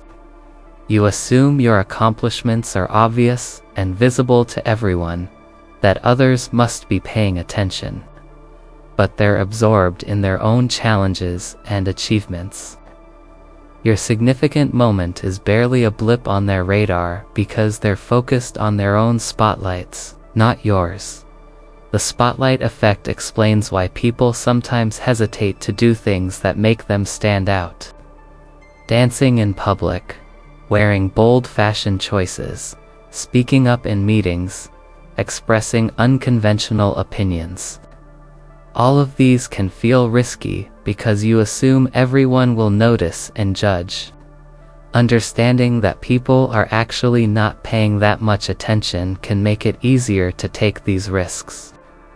To express yourself authentically rather than constantly constraining yourself based on imagined scrutiny to counteract the spotlight effect in your own thinking. Practice perspective taking. When you feel self-conscious about something, ask yourself, if I saw someone else in this situation, how much attention would I actually pay? How long would I remember it? Usually, honest reflection reveals that you wouldn't pay much attention at all, which suggests others aren't paying much attention to you either. Another useful practice is catching yourself in moments of imagined scrutiny. When you feel like everyone is watching and judging you, pause and look around. What are people actually doing? Usually, they're absorbed in their own conversations, thoughts, or devices. They're not actually paying attention to you at all. This direct observation can help reality override the spotlight. Affects distortions. The spotlight effect also suggests strategies for moving past embarrassing moments more quickly. Instead of ruminating on what others must be thinking, recognize that they're probably not thinking about it at all. This doesn't mean your feelings don't matter or that genuinely problematic behavior should be dismissed. But it does mean that minor social mistakes and embarrassments can be released more easily when you recognize that the audience you're imagining is largely imaginary.